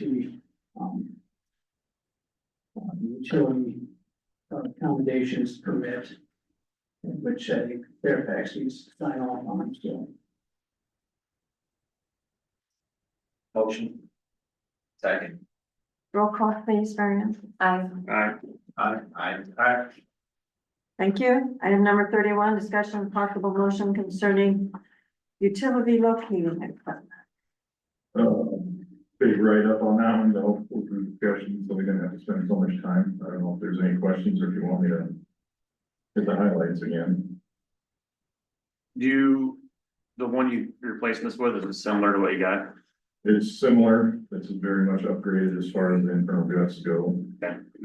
I just say, not go cheap on locators, because I've dealt with cheap locators. Yeah, it was a nice one when it was there, but there's a lot of upgrades on interference, helping with interference, which is one of the big problems, and we can't get any of it fixed or upgraded to the one we have now. It's too outdated, they said. The other particular one is an actual sounding locating device that we can use to find curb stops and stuff that we have no locate wires for, that we can attach to it, and we've got several of those that we need to do because we can't, they're not either on the GIS now, or they're not correct anymore, and we don't know where the units are at, so. Part of our, one of our main summer projects is to start going around and valve exercising, curb stop locations, manhole inspections, and try and get going on some of that stuff, so we don't get too far behind on stuff that's gonna need to be repaired, so.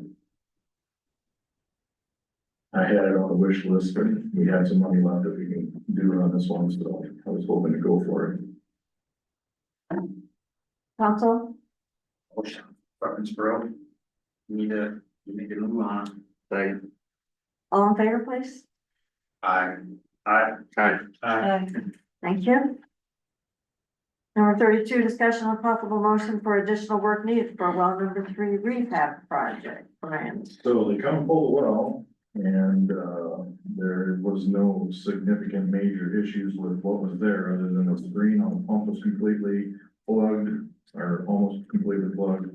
So that's reiterating the 7 years is about as far as we're gonna get without having to pull it again. But when they run a camera down there to, camera casing, that when the well was new, they had, the gallons per feet that they have measured was around 20 or so gallons per feet early on. And we're way under 8 now is their estimate, because the inner side of the well line, or the well hole beyond the cave, or beyond the downpipe and casing is, I don't know, coated with iron and calcium deposits.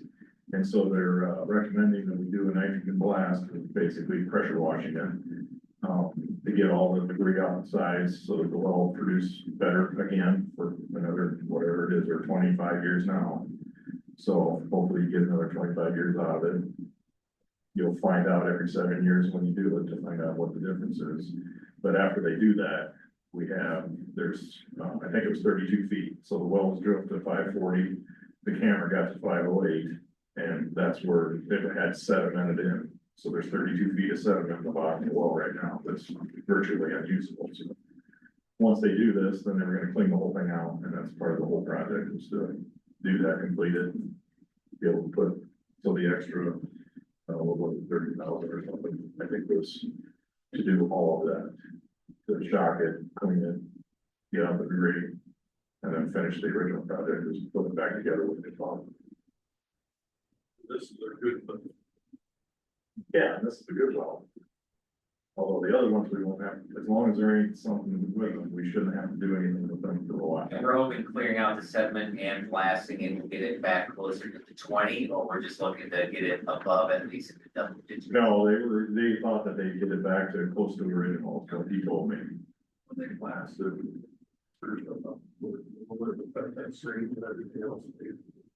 No, because it's all gonna settle out and they're gonna pump it out.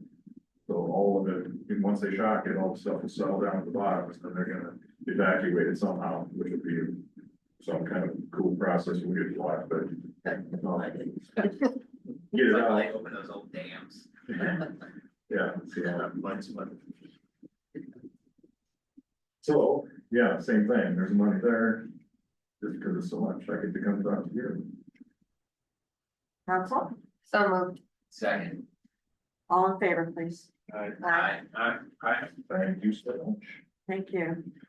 Number 33, discussion of possible motion concerning parking on one side only during citywide garage sales. I agree with Lynn. Everybody heard of it was big. It was a email request from a Just resident. had email request from that. Oh, our resident, oh, that's right. The request was dated 2024, so first I've seen it. Well, they resent it. Didn't we They used to do that back in the day? Yeah, we did that. when I Yeah, was they in followed it to the letter. And they did no good. I don't know if there's any way to They enforce forced that. 500 signs. At the 11th hour. Like you were saying, it seemed like. I mean, the reality is that, you know, I say this joke, right, but the people looking out for deals come 8 AM Saturday morning, don't give. They don't care. We already have the camp park, 5 foot on each side of your mind. You can't park in front of the driveway. You can't park at the no parking sign. You already can't park. So 20 feet from your home, sure. None of that's. I think we used to do it because Spanky asked because of fire protection and it didn't have, you people parked wherever they wanted to. Your driveway with a shotgun. You know, It's looking didn't- menacing, and that's about it. Another example, last week we had a call in Walford that said to for fire, and we had offered garage sales. I had my truck lit up. They don't get out of the way. They don't care, they just watch. If both streets are blocked, you can't get through, it doesn't matter. Yeah. The signs do no good. Yeah. I did alert, Major Colston, just to let him know we were having garage sales this Saturday, but I said, do not requesting additional control. Yeah. Just They're let you gonna know. avoid the sound, like. Yeah. They're smart. Even when you put the signs out there, they're gonna park there and no one's gonna, there's no person. So any interest in making a motion to put those signs on? No. Okay, no action. Okay, Well, our no Jake break ordinance works so well. You know. number 34, resolution to approve the fireworks permit for USA Days. This is our permit. This one you don't have to. So moved. So moved. That's a first and a second. I need a roll call, Marianne. I, Thank you. Number 35, resolution, we must have some updates to employee compensation. Yeah, there's just one part-time seasonal park person, and then I removed Dustin. No other changes. so moved. Second. Roll call, please, Tom. I, Thank you. Number 36, resolution authorizing transfer for debt payments. Cynthia, you want to talk about that? This is just your typical, before the June first, oh, sorry, I got the wrong one. Before the June first, principal and interest, are due, to make our debt payments. Need a motion? So moved. second. Roll call, Tom. I, Aye. Okay, item number 37, resolution on employment separation agreement with Dustin. It's in your packet, has gone through attorney review And signed by Dustin. and signed by Dustin. So takes all of your considerations into and more that the attorney added. that was what I was gonna ask, if the attorney's happy with what, The attorney drafted it. that's, yeah, so. Let's go. Who said ask a question? Did you, did you second? Sure, step up the podium, please. We can only ask as it pertains to the agreement itself, but not any confidential information. But go ahead. What happened? Okay, we literally just said, we can't talk about confidential. Is it confidential? Yeah, it was in a closed session. Was how this was addressed, and we can't discuss the contents of the closed session. I see. So he was at $25,000 severance package. I'm guessing, it leaves, I think, a lot of questions for the citizens. We're all kind of wondering, he's been here for less than 6 months.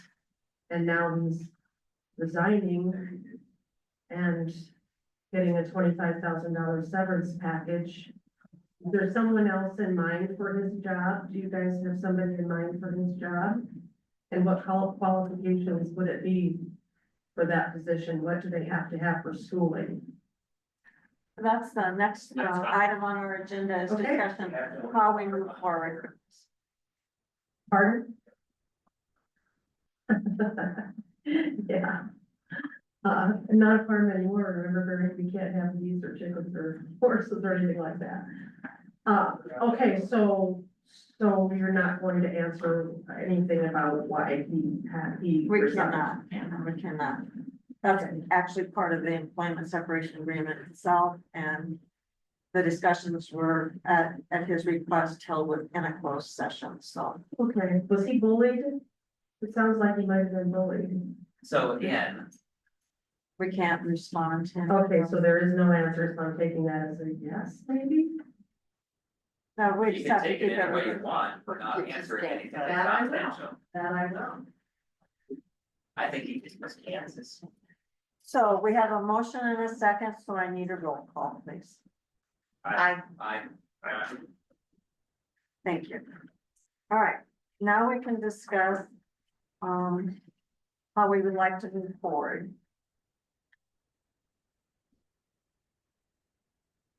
Council, do you want to replace this position? Please say yes.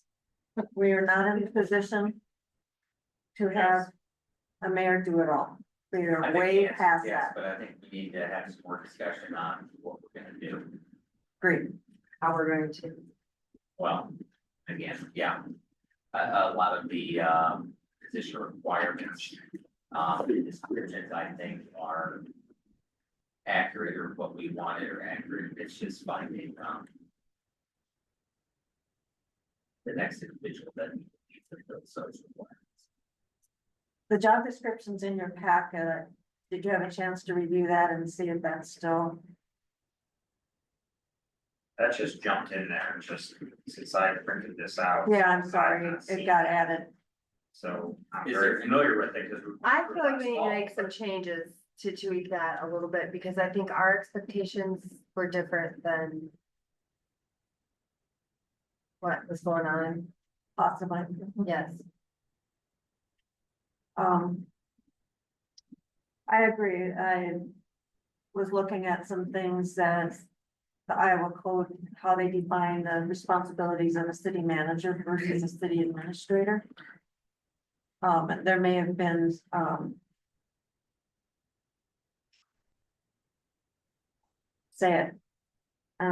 misunderstanding on what this position actually was in that area, and I think our recruiter kind of started that. Do we want to use the same recruiter if we look? Yeah, I don't know. I think we want to talk about that too, because I think we need to talk about that. I think we need to talk about all of it. I There's think pros that and this, cons to that. this job description is no different than the original one, correct?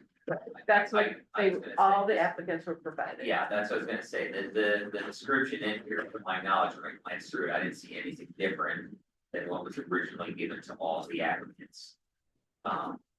Back in, I have no reference of time anymore, so I was gonna say, back in October, November. September is when. I was saying, that was only 1 month off, instead of 5 years. 5 years. But yeah, I think we all need to kind of look at it and decide what tweaks we want to make, and then if we want to use the same recruiting company, or how we want to address it. Trying to fill this position, because to Joanne's point, I think we still need this position very much so. But I think we need to kind of maybe look at it from a different. Yes. And also in your thought process, we're looking at the city clerk retirement situation. I've asked Cynthia her thoughts on that, if you want to share with them. And Well, I just told you that we didn't need to discuss that tonight because I would not be leaving until the city admin position was Satisfactory. that, yeah. so one question I have is, remember our software that we have to make a decision on, Yeah. G-Works? Isn't it still terrible? Well, they've made some improvements, but it's still not 100% working, yes. Okay. Joanne, if you're insinuating that you should hire a new clerk so that decision can be made, I can retire tomorrow if you want. I wasn't insinuating anything, I was just saying, I don't think that, you want a time when to hire a clerk based on that. If current staff needs to make that decision, we can.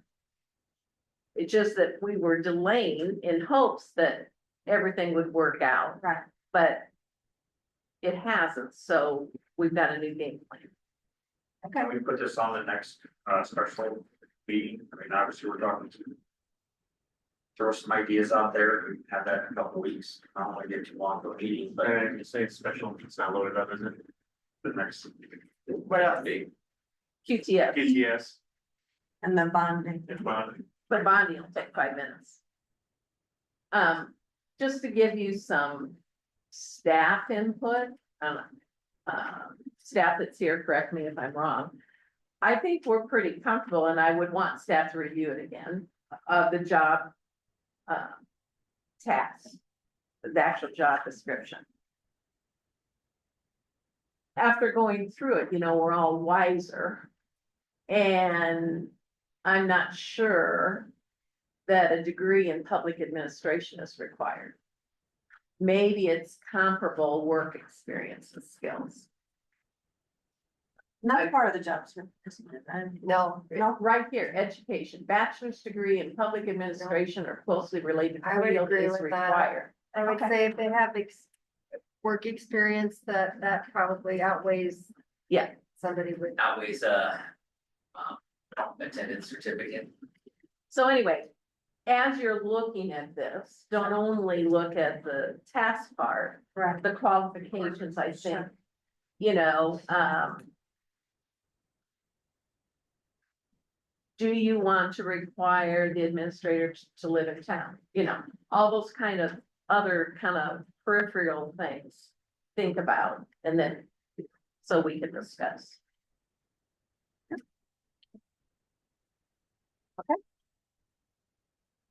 So continue this discussion on the May 27th special, sounds like. Yes, okay, Can I say something? yes. So I'm in hope that, well, I'm guessing that we are going to see very clearly by who is hired for the city administrator, how everything plays out. I mean, this is gonna be watched very carefully on who is hired and what their credentials are. So we'll just see how this plays out, and I hope it doesn't play out the way I'm thinking it might. Okay. So let's move on to claims, please. Anybody have any questions on the bills?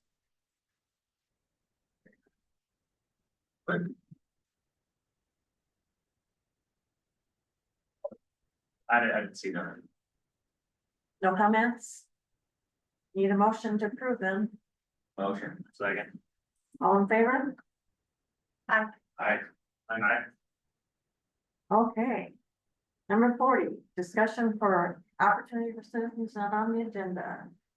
We have a few that have hung in there with us. Come to the podium, please. I just figured you guys were pulling an all nighter, right? Usually how these things go. I came from the road, but I figured since I was here, I had a couple questions. Can you introduce yourself, please? I will. I'll start with an introduction of myself. I'll tell you who I am. My name is Stacy Bacher, spelled like Baker, it's my married name. But I am the 5th generation Fairfax resident of the Rogers, great grandparents. And on the same property, out on West Cemetery Road, not that that matters, but I really, want to say thank you for all that you do, to contribute to our community, and I have 2 questions for you. The first of which being my physical location, where I reside, 5021 Lynn Benton Road. I own parcels in section township 7. Am I a Fairfax resident? No. I actually came to vote for you, Ms. Beard, was turned away. Oh, well, thank you for your support, but not your vote. So you're admitting to voter fraud. No, even if not my ID, Mike. I'm familiar with some of your shenanigans, but no, it's really cheap. But I also, received the Fairfax News. I read it religiously. I love to know what's going on. I utilize the library.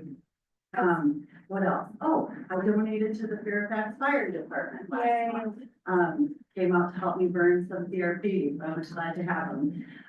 But also because I'm not a resident, just for whatever reason, is it felt in the county, or can someone explain to me why, even though I have a Fairfax address and I'm 3 minutes down the road, I'm not a resident of this community? So you're not within our corporate limits. So the reason that your mailing address is Fairfax is that the post office area has different limits than our corporate limits. But And the fire department district has yet different limits, so the fire department covers your property. does my tax money and all the land that I own come into this? No. No, none of it does. Would you like it to? Well, and you don't pay the city rate, which is 810 a thousand. County rate is lower, or ag rate is even lower. I'm not complaining about that. But yeah, and then school district boundaries are yet different, township boundaries are different. There's like, if you look at a map with all those lines on it, you would go And crazy. then I rented the community room for my grandma's 90th, and I got kind of pissed that I got the non-resident rate. Yeah. I mean, it's just a little thing. Should have found someone to rent it for you. At least I know where I stand. So that was the first question. That was easy, even though the family's been out here for 1853. This prefaces that. My husband, and he's done a lot of work for basically why I'm here, we kind of checked all those boxes on county park for preservation, land management, the whole nine. He's working with, Mr. Luffelbuer and Jerry Zenishek, who are neighbors of our home, to help with the Fairfax Cemetery. So question number 2, does this council have any oversight or say on the Fairfax Cemetery? No, that's not within the city limits. Well, it might be now. It's a township cemetery because it was in the township when it was established. We have annexed that area, but it's still a Do you township. receive funds for management of that or is it No. all through the trust? It's all through the township trustees. Township. So so can I run for mayor of the township? And I just be like right down the road and like, who? You can run for a township trustee. They have 3 There and is they a have a trust. clerk too. McCormick, there is a trust that oversees that, but like, I spent Mother's Day out there, I'm on the board trying to clean things up, obviously, you know, all my family's there, 5 generations that I have pride in, and, some of the others, it's sustained a lot of damage. Still recovered with Rachel, and I know I talked to Pat Silva about, she loved it too, and trying to get things cleaned up, and like, that's where all that comes from, there's veterans there that have served and have been broken. And I'm just like, so I'll spend all the time and donate as much as we can to kind of clean things up and use a lot of love and care. But it doesn't sound like that. If you don't know who your trustees are, and I can't name them, I don't think. The land was owned by McCormick, but No, I mean the township trustees, the elected officials that are in charge of it. You can look on the Lynn County Auditor's election website and look for Fairfax Township, and that will list the trustees and the clerk. you guys don't adopt any of us down the road. We were talking installments. You got, I'm 3 parcels from the Belmont.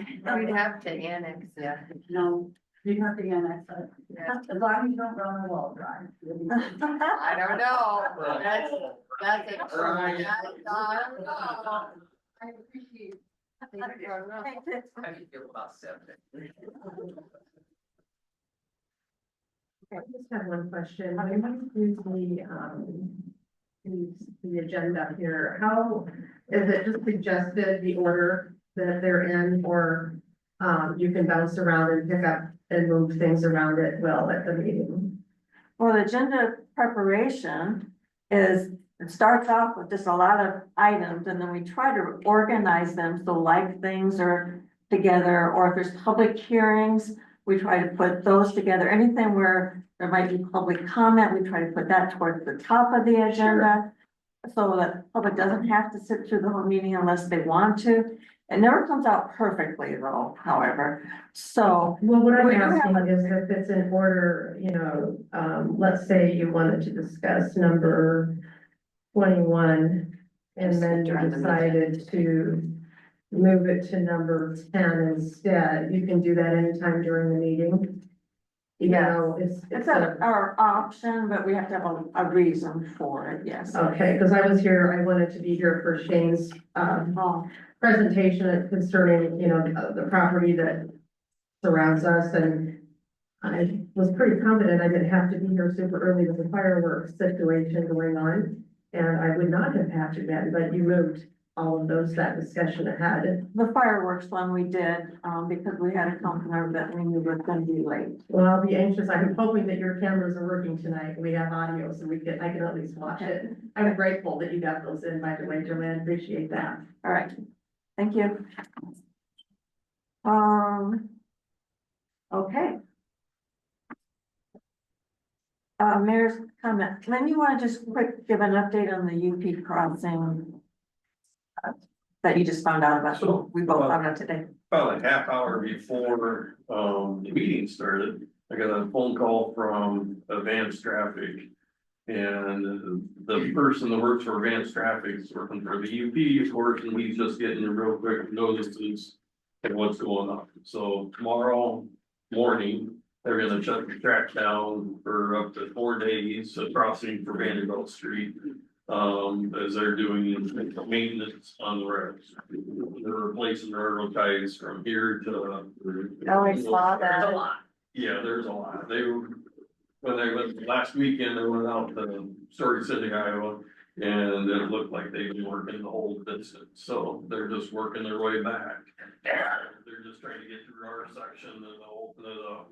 Continue on. I don't suppose we've told College Community since the bus goes through there twice a day, Did we- in the morning and twice. We at just night. found out. Okay. Just very Yeah. found out. Can we do a Nixle thing? So, yeah, I mentioned that to Cynthia, so we'll try that, too. But yeah, I guarantee the school system does not know anything, so. And at this time of night. Well, they probably have an answering machine for their transportation. They can't build this way to the crossing and then take, no. Yeah. So. Yeah, cause it'll throw their bus schedule off in the morning. If you wanna look up their transportation number and just leave a message, at least that would help. Yeah. There used to be lots of ridiculous that lived in town. I just, Okay. College Community, the travel person, keep talking about this for the way. He used to send out the messages, don't you remember? This is so and so. Steve Dozier. Yeah, Steve It's not Dozier, him, that's but it. yes, I get a million. This is Steve Dozier. I'm good with his five. My neighbor. He's not my neighbor anymore, but he used to be my neighbor. So while you're looking that up, I'll just add my Prince Park comments Grade. since on the UP crossing. I haven't gotten any updates on the status of our grant application, but that is on my list to follow up on. We know they accepted the application, but still pending their approval. Cynthia, you right? Yeah, did you say Chris? Chris Hartgrave, her, she's the transportation director, her phone number is 848-5233.